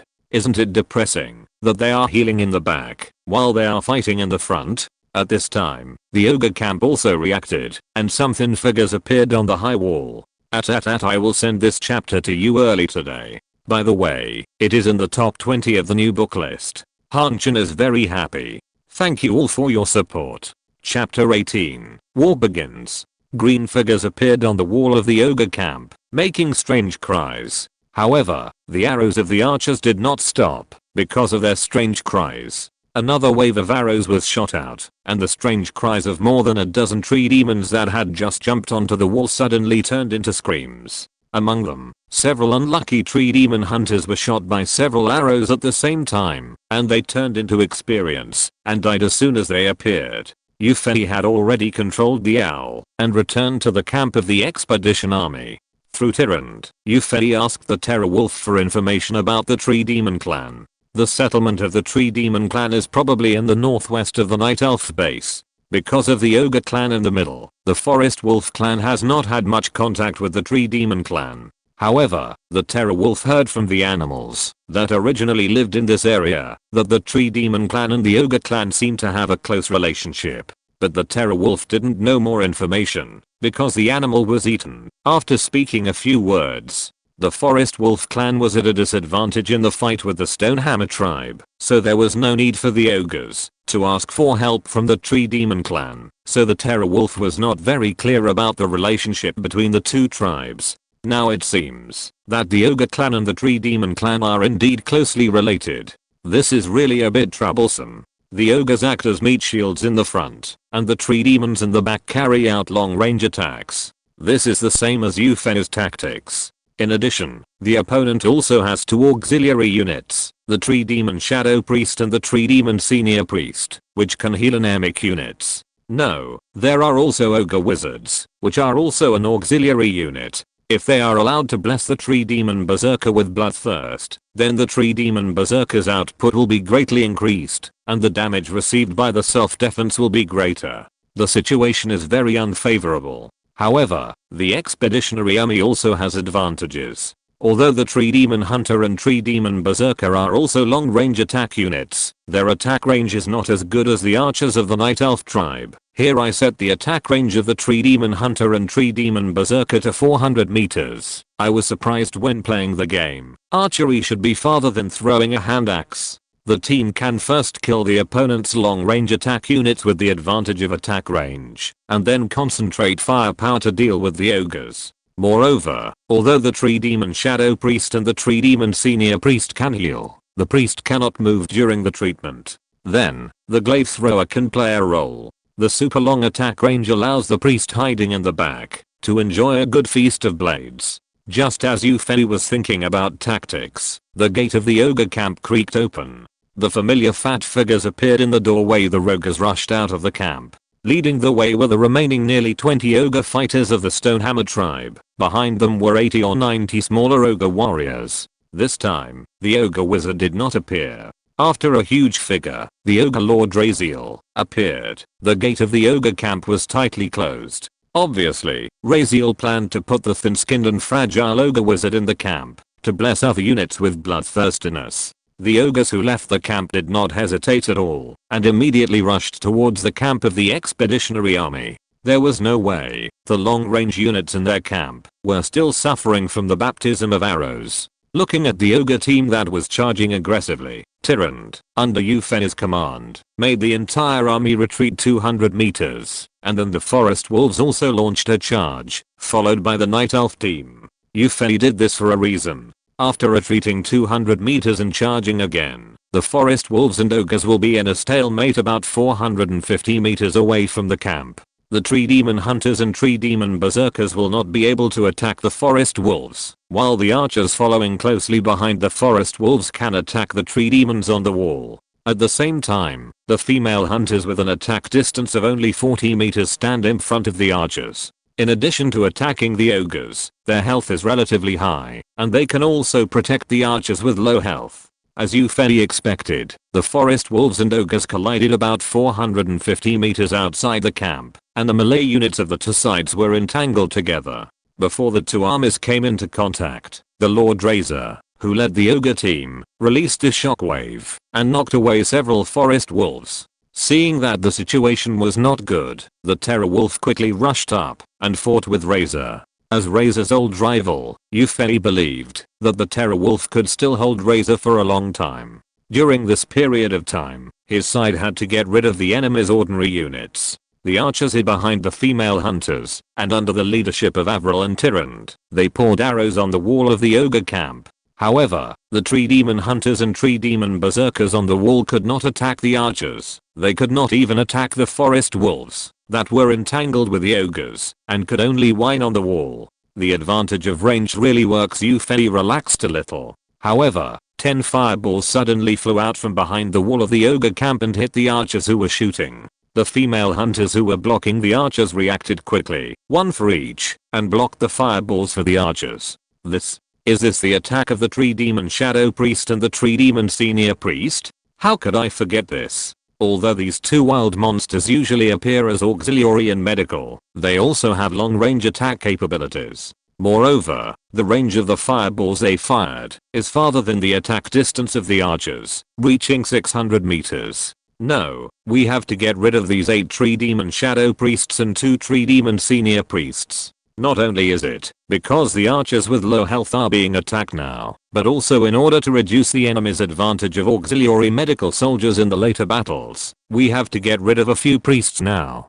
Controlling the owl to fly above the ogre camp, Yufei saw 10 tree demon priests hiding 50 meters behind the wall. With the vision, Avril, Luna and Tyrant took action. Shock shot, moonlight, arrow of the moon goddess. 3 soft voices sounded almost in order. I saw a pale yellow arrow flying over the wall of the ogre camp and shooting at a tree demon shadow priest. At the same time, an arrow with a cold glow fell from the sky and pierced through the head of a tree demon senior priest. Although it did not kill it, it made it dizzy, and the silver glow that followed sentenced the tree demon senior priest to death. Ow, thank you for your support. This book has climbed to the 10th place on the new author's new book list. Hanchan would like to thank everyone here. Thanks to Wuxiji Zheng for the 200 starting coins reward. I hope everyone will give more recommendations, collections, and clicks. The 10th place is too dangerous and may be overtaken at any time. Of course, more awards are also okay. Chapter 19, The Power of the Glaive Thrower.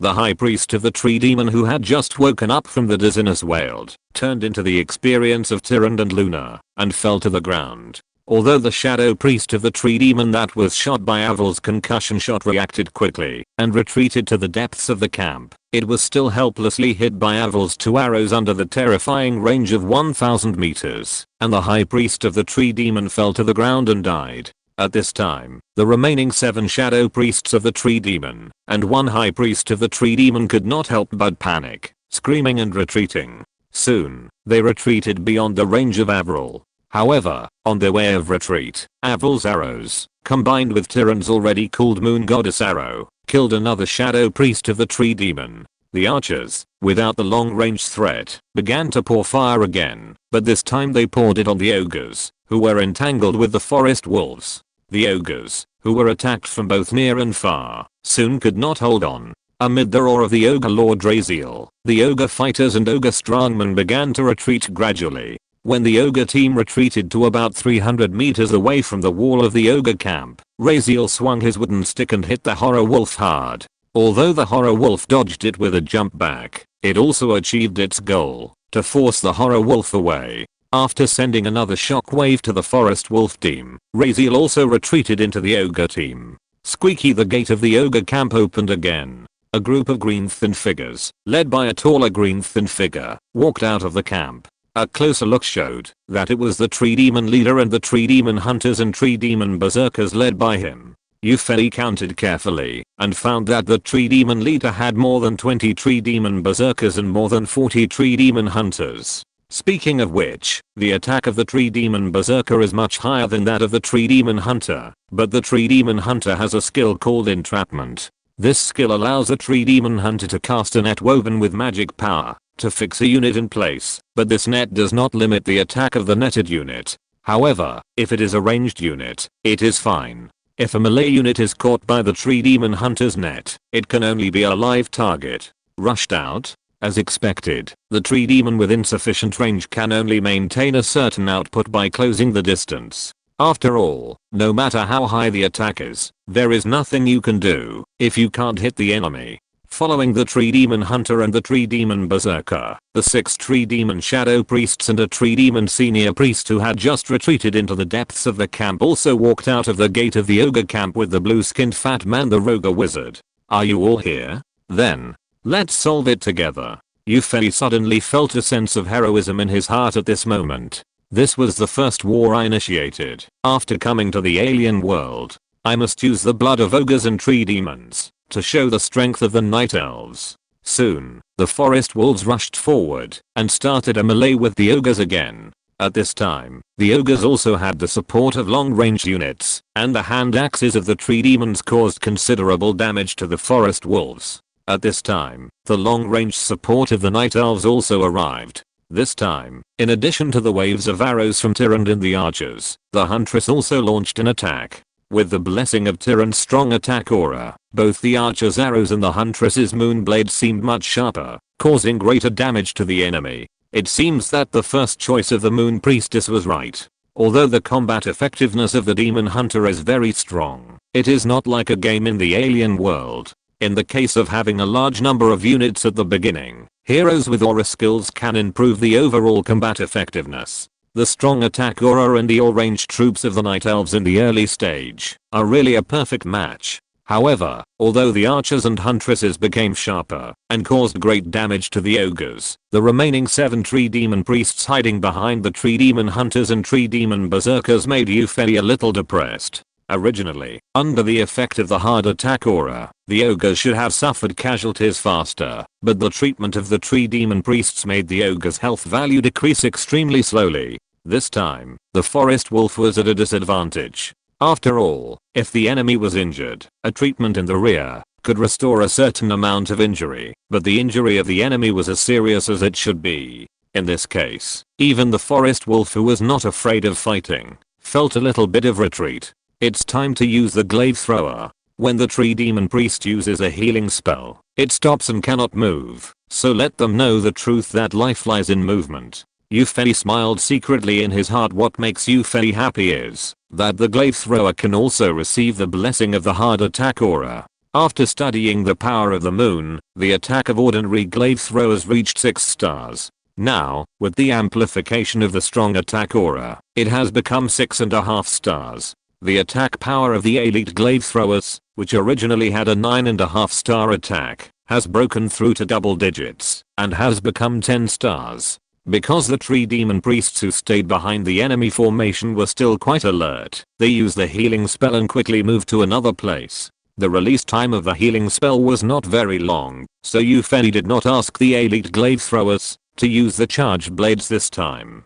After assigning the attack targets, the tail strings of the 5 glaive throwers gradually tightened. Then, at the moment when the tree demon senior priest and a tree demon shadow priest used the healing spell, the blades were fired. The blades of the 3 ordinary glaive throwers almost hit the tree demon shadow priest, who was happily releasing the healing spell in no particular order. The tree demon shadow priest died without even a grunt. At the same time, the blades of the elite glaive thrower and the blades of another ordinary glaive thrower also hit the only tree demon high priest. Although it was not eliminated, the tree demon high priest, who was missing an arm and had a wound on his stomach that faintly showed his intestines, was obviously seriously injured. It ran backwards in panic, but an arrow fell from the sky and nailed it to the spot. It was Tyrant's moon goddess arrow. Now, there were only 5 tree demon shadow priests left on the field. However, Yufei was not going to let them go. Although the 5 tree demon shadow priests had already started to retreat in a panic, the terrible blades and the arrows of Tyrant and Avril eliminated 3 tree demon shadow priests in the next moment. The remaining 2 tree demon shadow priests even ran beyond Avril's ultra long range of 1000 meters before stopping. Yufei didn't care. The 2 tree demon shadow priests couldn't make any big waves. Hongchen is very happy that Eternal Tree has gained a firm foothold on the new author's new book list. This is inseparable from everyone's support. Thank you to all the friends who support Hongchen. Thank you Shuilin for the reward of 200 starting coins. Well, I want some more collections and recommendations. If you are interested, you can add my questions number 1,395,779,618 or join group 246,883,016. Book friends are welcome to give suggestions. If you want to be a deputy moderator, please contact me on questions. Chapter 20, Killing the Tree Demon Leader. After using the glaive thrower to eliminate most of the tree demon priests, Euphony breathed a sigh of relief. Without this powerful auxiliary unit, even if the ogres and tree demons were combined from a distance, they would not be able to make any big waves. Sure enough, after losing the healing support of the tree demon shadow priest and the tree demon senior priest, the casualties of the ogres increased rapidly. In addition, Avril and Tyrande also freed up their hands and participated in the attack on the ogre team, making the ogres who were fighting fiercely with the timber wolves look like they were defeated. Having said that, Euphony discovered that the opposite tree demon leader had a Bofora similar to Tyrande's assault aura, just like in the game, which increased the enemy's tree demon troops' attacks. Because of this reason, the timber wolves also suffered heavy casualties under the long-range and short-range attacks of the ogres and tree demon troops. To catch a thief, catch the king first. The ogre Lord Draziel is tough and hard to deal with in a short time. It is better to kill the relatively easy to deal tree demon leader first, which can also reduce the overall combat effectiveness of the enemy's long-range troops and hit the enemy's morale at the same time, killing two birds with one stone. After making up their minds, Tyrande, Avril and Luna began to act under Euphony's command in order to prevent the tree demon leader from escaping from their attack range. When the situation is not good, the three of them slowly move towards the direction of the tree demon leader without leaving a trace. Behind the ogres, a group of tree demon hunters and tree demon berserkers were surrounding the tree demon leader, throwing hand axes at the forest wolf camp. Among them, the performance of the tree demon leader was particularly outstanding. The hand axe it threw was several circles larger than the hand axes of ordinary tree demon hunters or tree demon berserkers, and the whirring sound of the hand axe also showed that the hand axe thrown by the tree demon leader was much faster than that thrown by ordinary tree demons. Every time the huge hand axe landed on the forest wolf camp, it would almost always knock a forest wolf away, causing it to be seriously injured and lose its fighting power. Only the wild wolves mixed in with the ordinary forest wolves were better, but they would also suffer considerable damage. However, the tree demon leader was in a bad mood at this time. He led his tribe to help the Stonomol tribe. He thought that the situation described by the ogre Lord Draziel was exaggerated.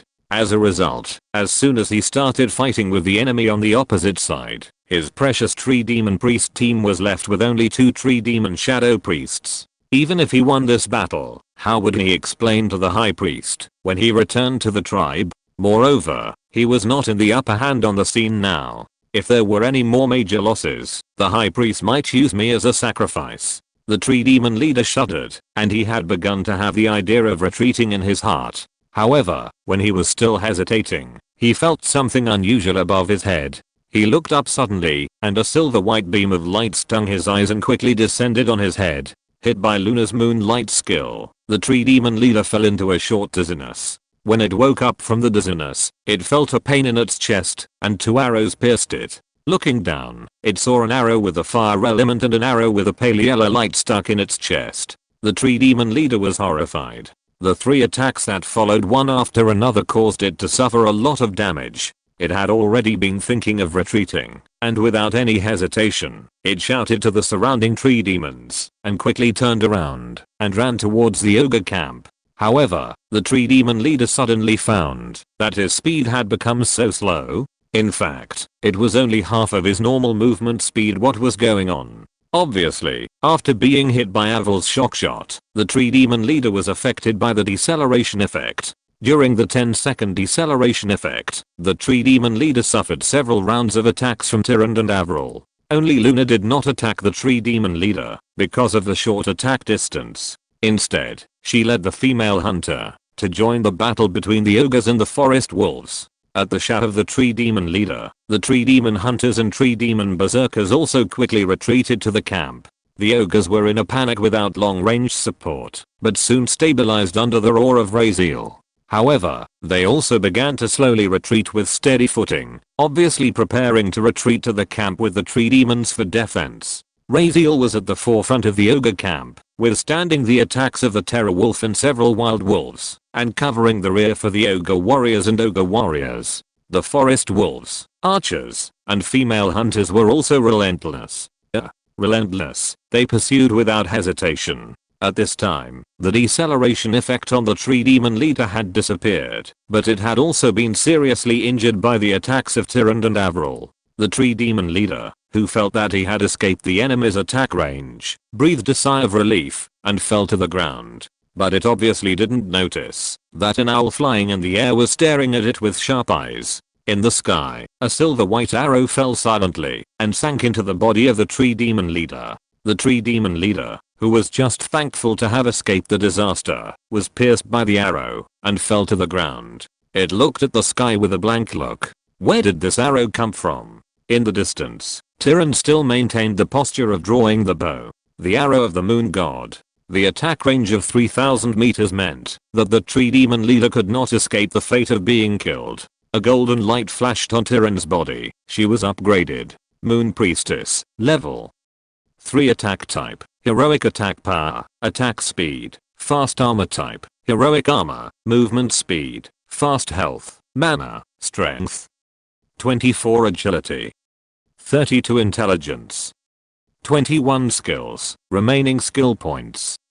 2 specific skills are omitted in chapter 8. After reaching level 3, Tyrande's agility exceeded 30, making the attack speed change from medium to fast. The 32 points of agility also allowed Tyrande's attack to reach 4 stars, and with the blessing of the assault aura, it was close to 5 stars. At the same time, the increase in strength also made Tyrande's health higher. It can be said that Tyrande's various aspects have been enhanced. What Yufei cares about most is the 2 skill points. Without any hesitation, under Yufei's order, Tyrande added 2 skill points to the assault aura and the arrow of the moon goddess respectively. The second level hard-hitting aura can increase the ranged attack power of the surrounding friendly units by 20%, and the second level lunar arrow not only reaches 6 stars, but also has a terrifying attack distance of 5,000 meters. With the blessing of the second level hard-hitting aura, the attack of the Night Elves units has become more sharp. The retreating ogres suddenly found that the arrows that had only penetrated half of the arrow shaft had now mostly penetrated their bodies, and they retreated faster. Sorry, everyone, I'm late today. Thank you for the reward of 588 starting coins from one day not saying shit on the room. Everyone, give more strength and blow up the 3rd place on the new book list. If you are interested, you can add my questions number 1,395,779,618 or join the group 246,883,016. Book friends are welcome to give suggestions. If you want to be a deputy moderator, please contact me on questions. Chapter 21 Breaking the Camp. The death of the tree demon leader caused panic among the tree demon hunters and tree demon berserkers who had retreated into the camp, and the remaining 2 tree demon shadow priests also whimpered in fear. But soon, the ogre lord Raziel also led the ogre troops to retreat into the camp. Amid its irritable shouts, the tree demons barely calmed down. At the same time, the forest wolves outside the wall of the village stopped chasing, slowly retreated, and joined the night elf troops in the rear. After counting, Yufei found that the night elf troops in the rear did not suffer any losses, but a few female hunters blocked the gun holes for the archers, causing their health to drop a lot. The losses of the forest wolves were relatively large. There were more than 100 forest wolves, but only more than 60 were left, and there were only more than 10 wild wolves left. The leader of the forest wolves, the terror wolf, was also seriously injured because he had been entangled with the ogre lord Raziel. Of course, the ogres were not having a good time either. Through the owl that had been hovering above the ogre camp, Yufei discovered that there were only 80 or 90 ogre warriors left after the last battle, but now there are only less than 40 pitiful ones. The ogre fighters are thick-skinned and tough, so the remaining number is about the same as that of the wild wolves. So now, the enemy's military strength, in addition to the 50 or so ogres and 60 or so tree demons, only one big boss, Raziel, is left Yuffie, who was worried, was about to let the owl scout again, but found that the duration of the owl had expired. At this time, because of the use of many skills before, Tyrann's magic value was not much left. If she hadn't just upgraded and increased the magic limit, she might not be able to use skills for a while. After thinking carefully, Tyrann would still need to help to encircle and kill Raziel later, so don't let her use reconnaissance anymore, leaving magic points to use the moon goddess arrow once. However, the wall blocked the view, and the specific situation in the camp could not be found. Moreover, in order to eradicate the root of the problem, the camp must be completely breached. So, let's destroy this seemingly solid wall. Yuffie secretly gave orders to the glaive throwers. 4 ordinary glaive throwers quickly tightened their tail strings and projected sword blades with an attack power of up to 6.5 stars.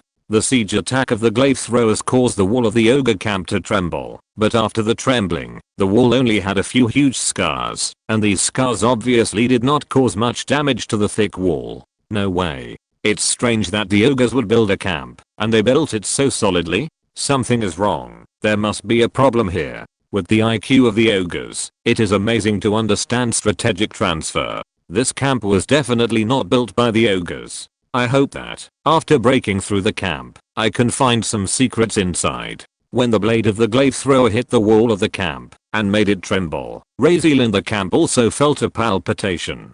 But when he found that the wall was just trembling and there was no major damage, he felt relieved.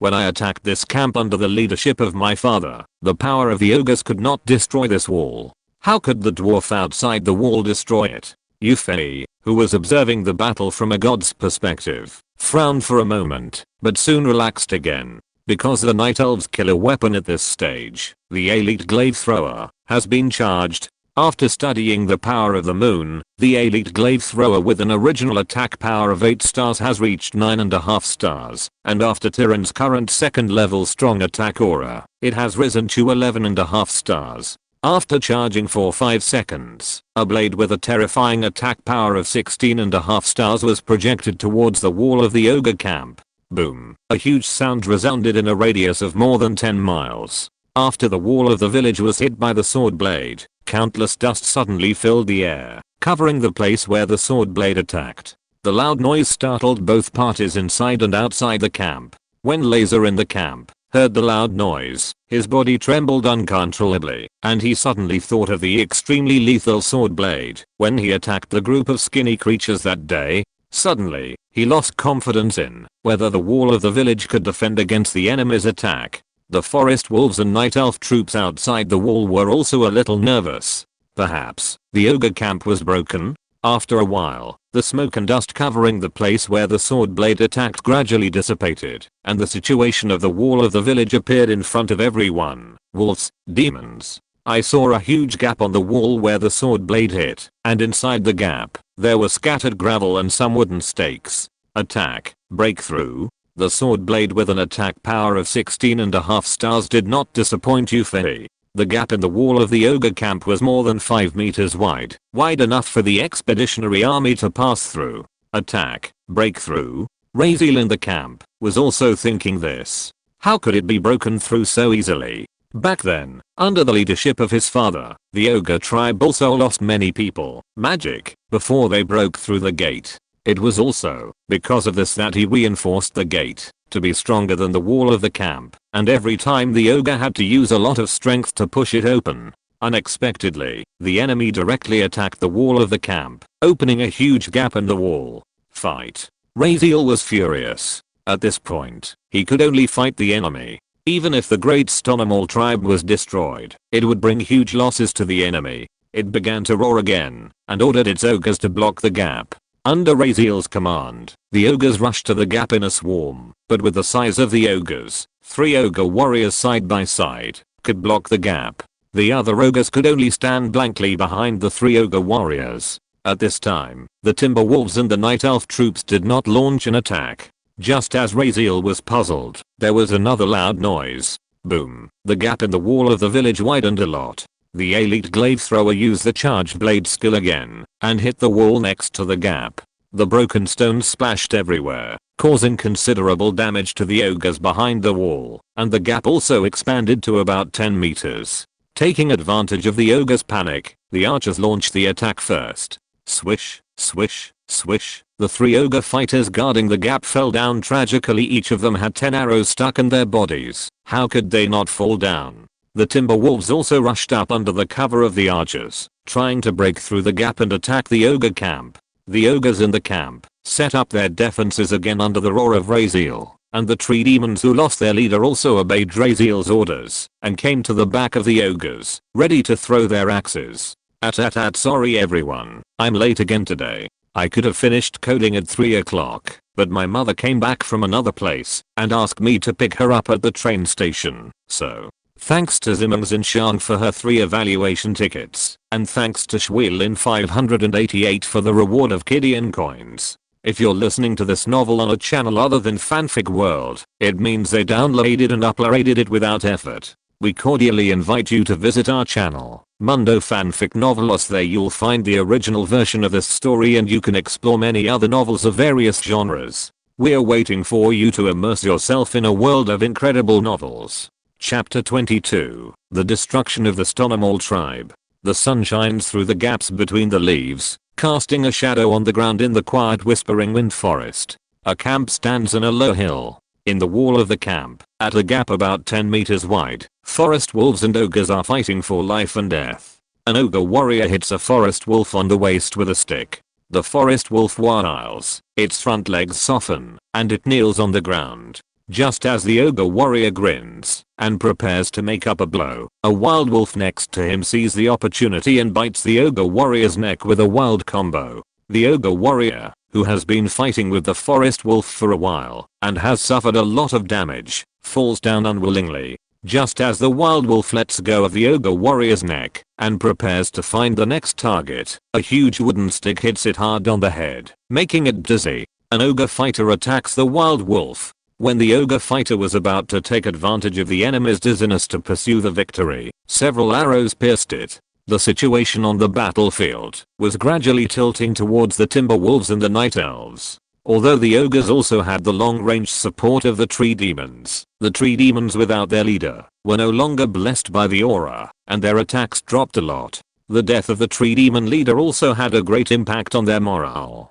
This resulted in the ogres being attacked by the long-range units of the timber wolves and the night elves, suffering double damage. And although the timber wolves were also hit by the double attack of the ogres and tree demons, the tree demons' attacks felt a bit weak. The ogre Lord Raziel also discovered this problem, but there was nothing he could do. After all, the tree demons came to assist the Stonomol tribe, not its subordinates. It was already very good that it could reluctantly order the tree demons to continue to join the battle after the death of the tree demon leader, and it could not ask the tree demons to do anything more. Moreover, Raziel was now a bit overwhelmed. His old rival, the Terror Wolf, was entangled with him, and one of the enemies, a skinny creature riding a white tiger, kept shooting at him. There was also a skinny creature riding a black panther not far away, throwing a kind of flying blade that hurt a lot, making it difficult for him to concentrate on getting rid of the Terror Wolf. There were fewer and fewer ogres on the field, and Tyrant temporarily gave up attacking Raziel, and Avril replaced her.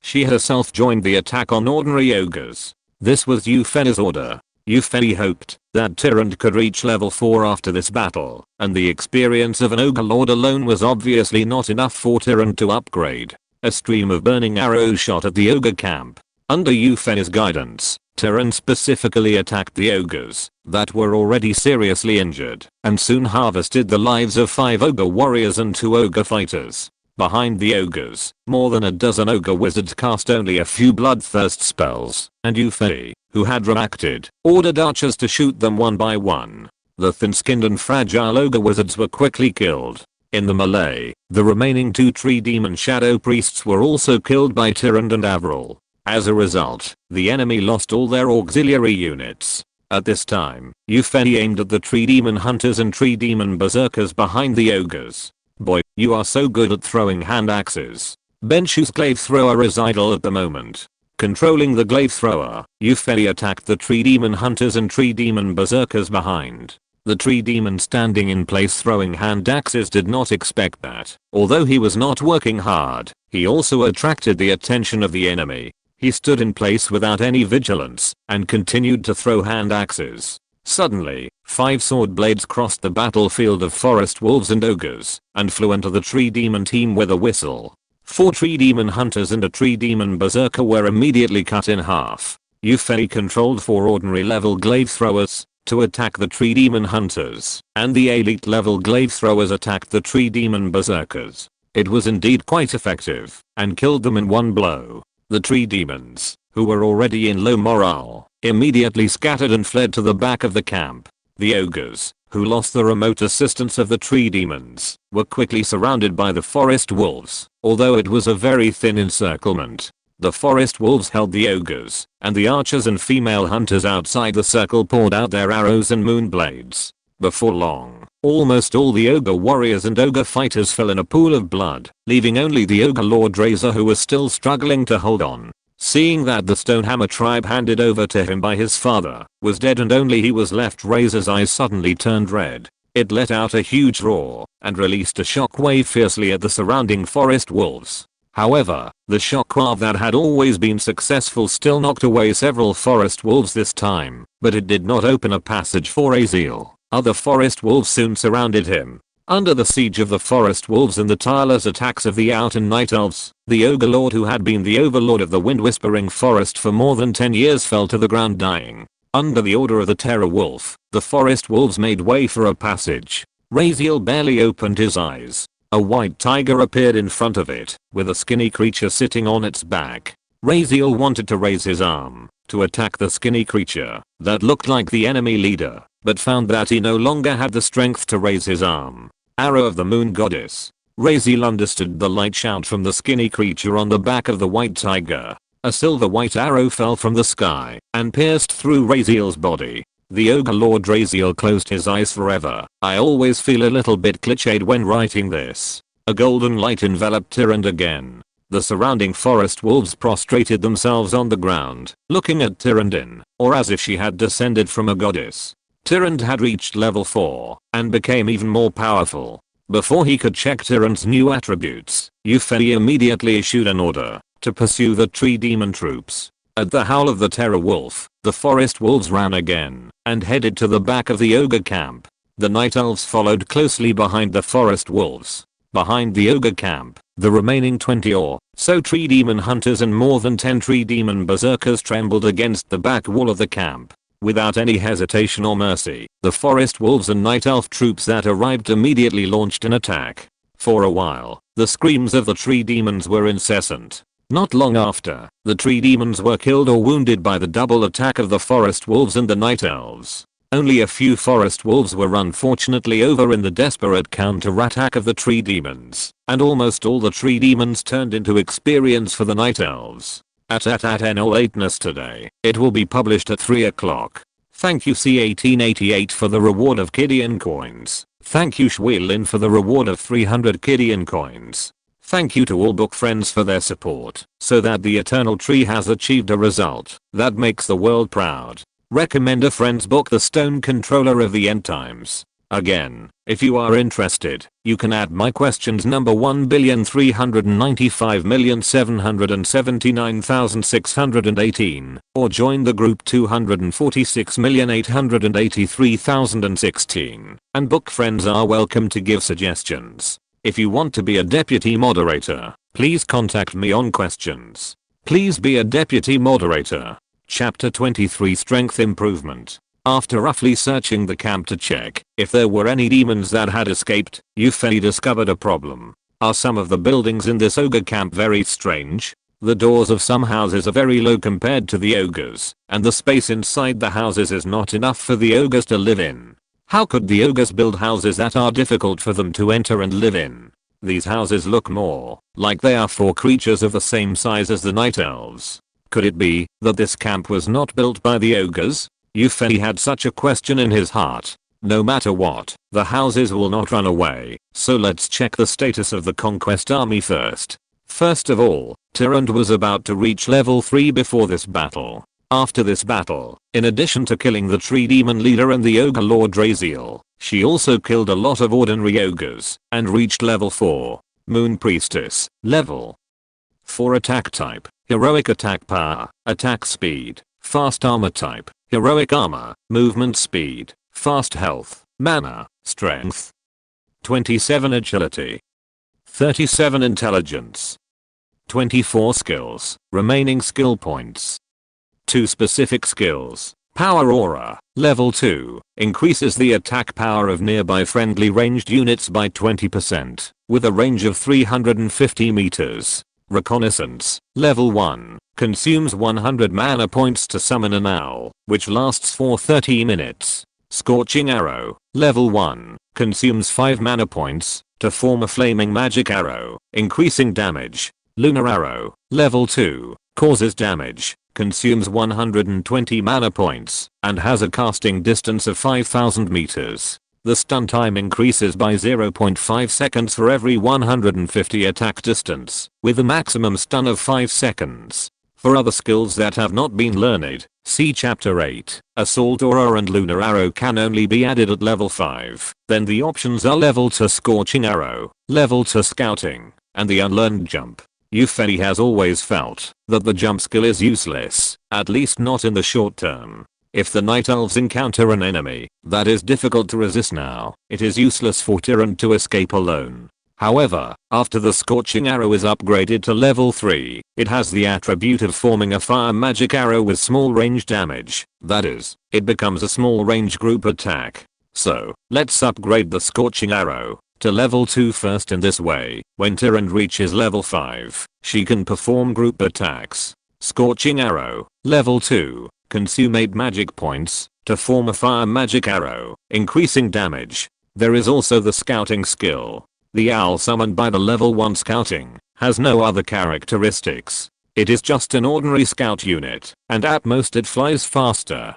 But after upgrading to level 2 Reconnaissance, not only will the duration increase from 30 minutes to 45 minutes, but the summoned owl will also have the characteristic of invisibility. So, let's increase Reconnaissance to level 2. Reconnaissance, level 2, consume 75 magic points to summon an invisible owl, which lasts for 45 minutes. Tyrant, who has been upgraded to level 4, is comparable to the Terror Wolf in terms of attributes.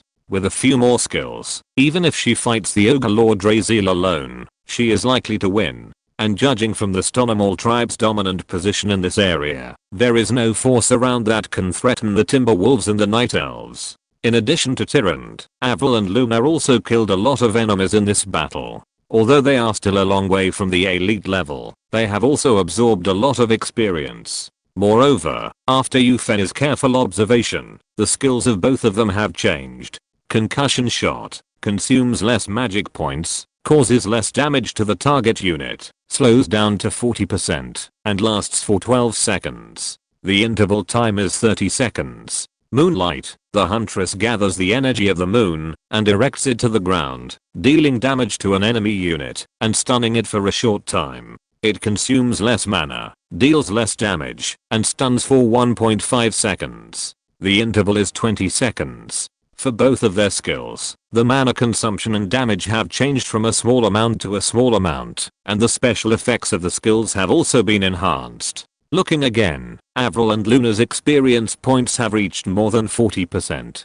Could it be that elite units will also be enhanced when their experience reaches a certain level? This should be the case. As for ordinary units, among the first 10 archers trained, 3 were upgraded to elite level after 2 battles. Archer, level, elite attack type, piercing attack range, 700 attack speed, fast attack power, movement speed, fast armor type, medium armor, HP, mana, ability, ride hippogriff, requirement, tamed hippogriff, not satisfied. Features, Luna's Grace, reduces damage from piercing attacks to 65% of the original, reduces magic damage to 80% of the original hide.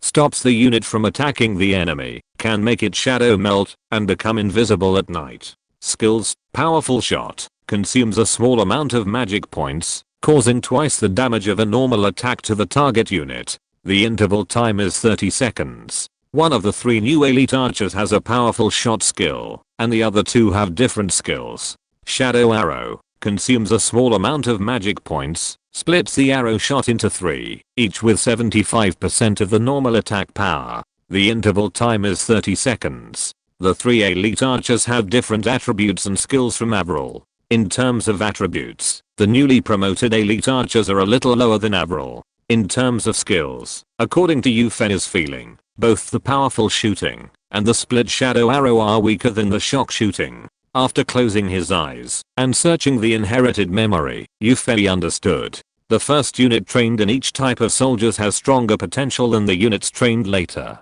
It is also for this reason that at the same level, the first unit is stronger than the units trained later. Not only the improvement in strength, according to Eupheni's observation, the 3 promoted archers have also improved in wisdom to a certain extent, and their eyes are much smarter. It seems that, although higher level wisdom requires some soul crystals, the wisdom of ordinary units will also increase after upgrading. Otherwise, the elves will be like wood, and they can't be called elves. Eupheni was thoughtful. In addition to these 3 archers, the other 7 of the first 10 archers trained are not far from upgrading. However, the 19 archers and 10 female hunters trained later are still some distance away from the elite level. On the 5 glaive throwers, Eupheni did not find the experience value page.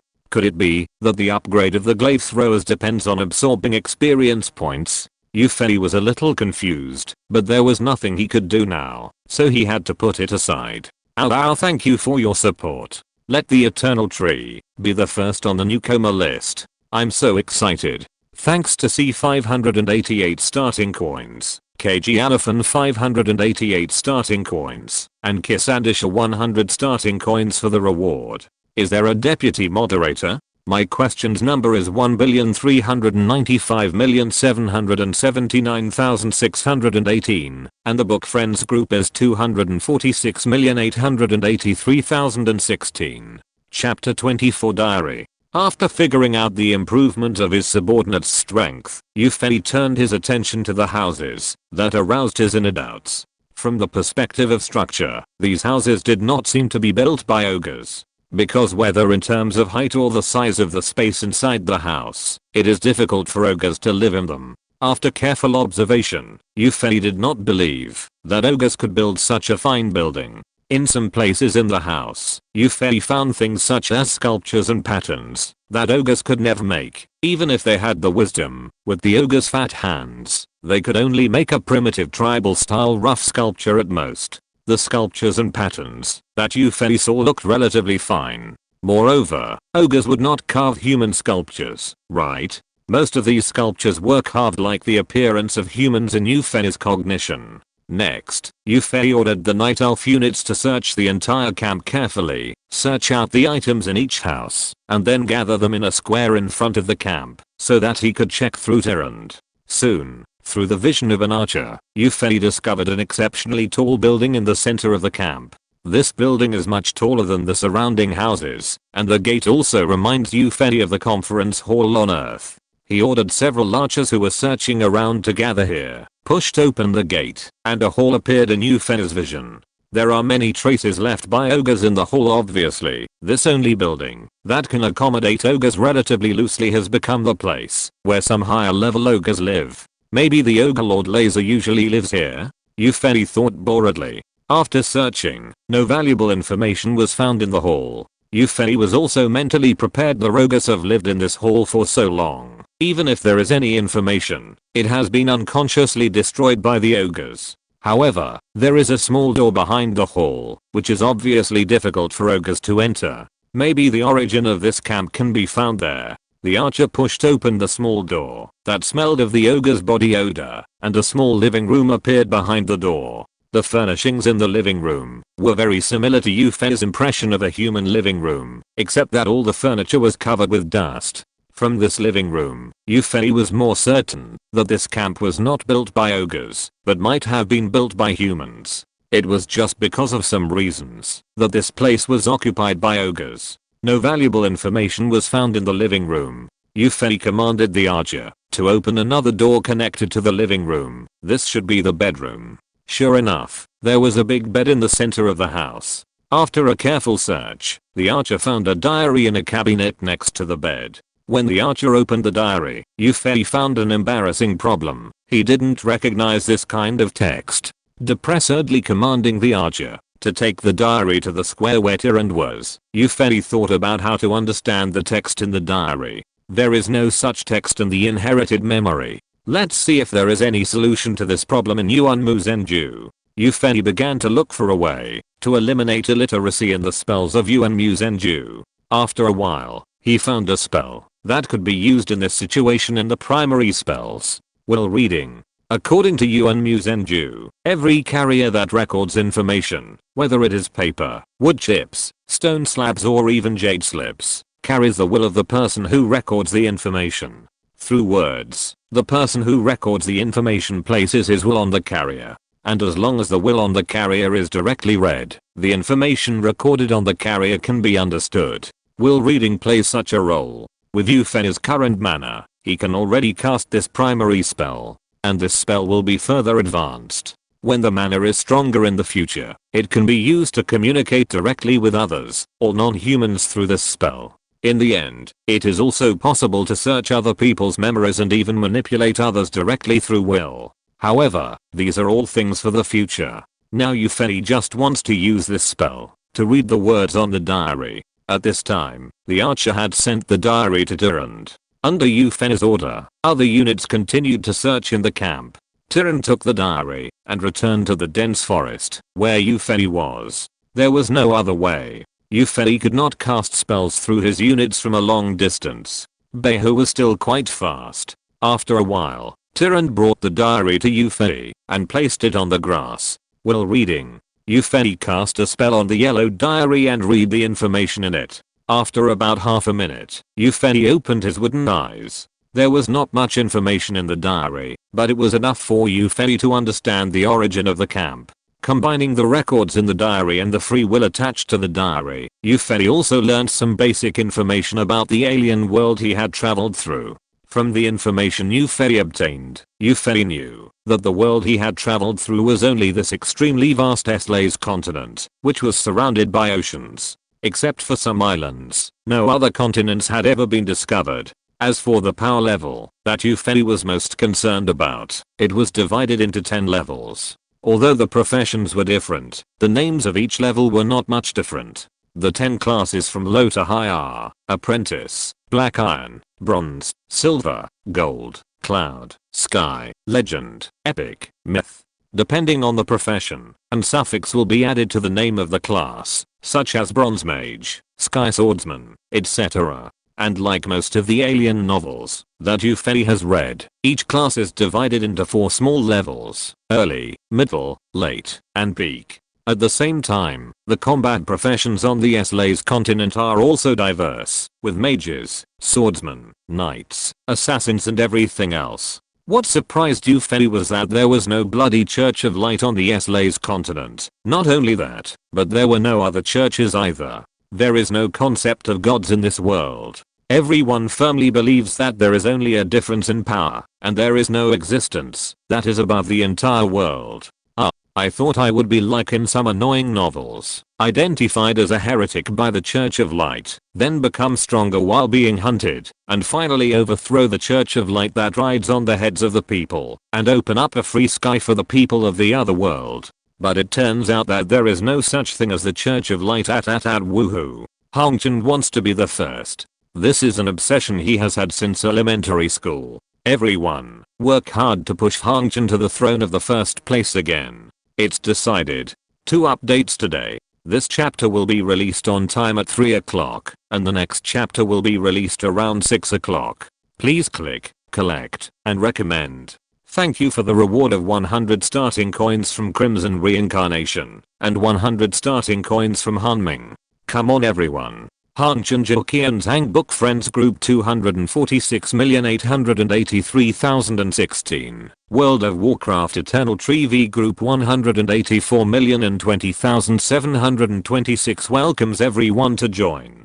Chapter 25 The Secret of the Wind Whispering Forest. But it's not bad to have no gods. I won't be hunted down by the church like a stray dog like in some abusive novels. I don't want to live that kind of miserable life. Ufei also found the answer to the racial issue that he was more concerned about from the information. As Ufei expected, the SLA's continent is a multiracial continent. In addition to humans who occupy 1/3 of the continent, the elves, dwarves, and orcs, which are indispensable races in alien novels, also occupy a large territory. However, from the overall situation of the continent, many areas are still relatively barren and sparsely populated, such as the area where the Wind Whispering Forest is located. The Wind Whispering Forest is located in the west of the continent. Further west is a relatively large branch of the dwarves, the settlement of Hill Dwarves, the Dwarf Hills. To the south of the Wind Whispering Forest is the famous Warcraft Mountains. To the north, the Wind Whispering Forest borders the territory of a humanoid race, the Amazon. To the east, across a small plain, you will reach the sphere of influence of humans. The owner of the diary is the second son of the Grand Duke of the Principality of Wester in the desert. In the past, although the Whispering Wind Forest was infested with monsters, because it was close to the Monster Mountain range, there was no shortage of merchants who wanted to cross the forest to trade with the Hill Dwarves, as well as mercenaries who wanted to hunt monsters for money. There was even a very prosperous town on the plain east of the Whispering Wind Forest, which existed as a transit station. The owner of the diary, the second son of Grand Duke West, knew that it would be difficult for him to compete with his brother for the position of Grand Duke, so he asked Grand Duke West to grant him the Whispering Wind Forest so that he could become a lord. The camp where the Stonehammer tribe was located was built by this guy. At that time, this guy was going to build this camp as a lord's castle, so it was built very solidly. So much so that the camp had been built for more than 20 years, and ordinary level glaive throwers still had difficulty breaking through the camp walls. After the camp was built, the second son of the Grand Duke lived a good life.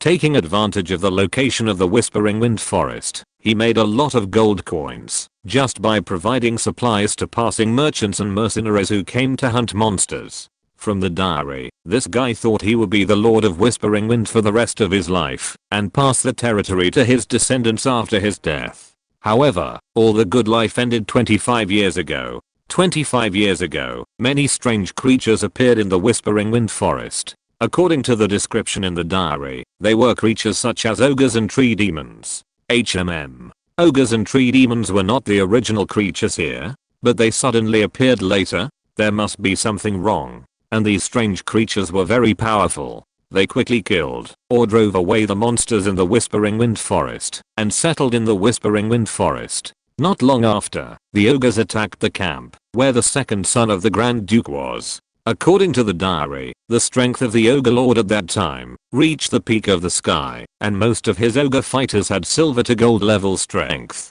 Even the lowest level ogre warriors correspond to the strength of the SLA's continent, which is about the black iron to bronze level. In addition to the ogre wizards who can bless bloodthirst, the camp with only one late stage gold swordsman as the highest combat power was quickly breached. According to the mercenaries test, when these ogres and tree demons first appeared, these creatures that suddenly appeared did not have magic crystals, and there was no benefit in killing them. So after the monsters in the Wind Whispering Forest disappeared, the mercenaries also retreated. So the second son of the Grand Duke did not hire a single mercenary when the ogres attacked, and the camp was quickly lost, and he did not escape.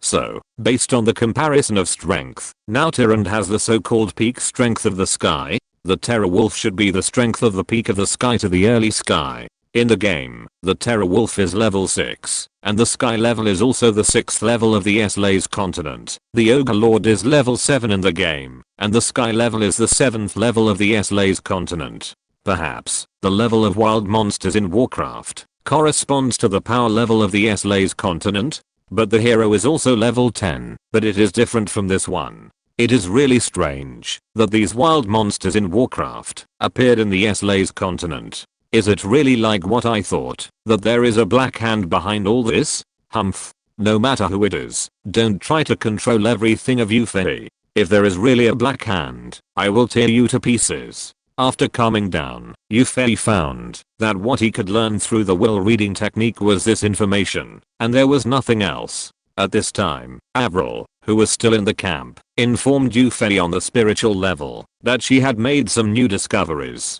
Through Avril's vision, Euphony found several boxes in an underground secret room that he had searched out. The box has been opened by Avril. Among the boxes, except for one box that contained many colorful lenses, the other boxes were filled with yellow gold coins.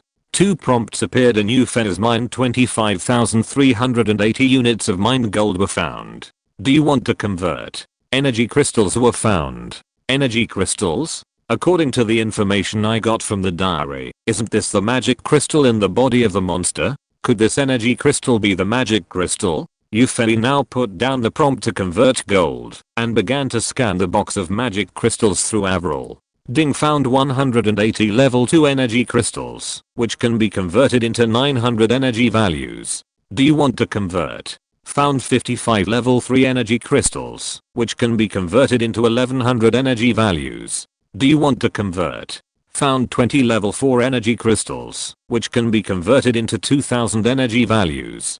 Do you want to convert? Found 6 level 5 energy crystals, which can be converted into 2400 energy values. Do you want to convert? No way. So lazy? The magic crystal of the level 2 monster is a level 2 energy crystal, and the magic crystal of the level 3 monster is a level 3 energy crystal? According to the conversion ratio, the magic crystal of the level 1 monster should be 1 energy value, the level 2 is 5 energy values, the level 3 is 20, the level 4 is 100, and the level 5 is 400. I don't know how much the higher levels are. So, convert them all. Gold and magic crystals are all converted into energy. Now my energy value is just a duck egg. After all the conversions are completed, Euphony's existing energy has reached 8938.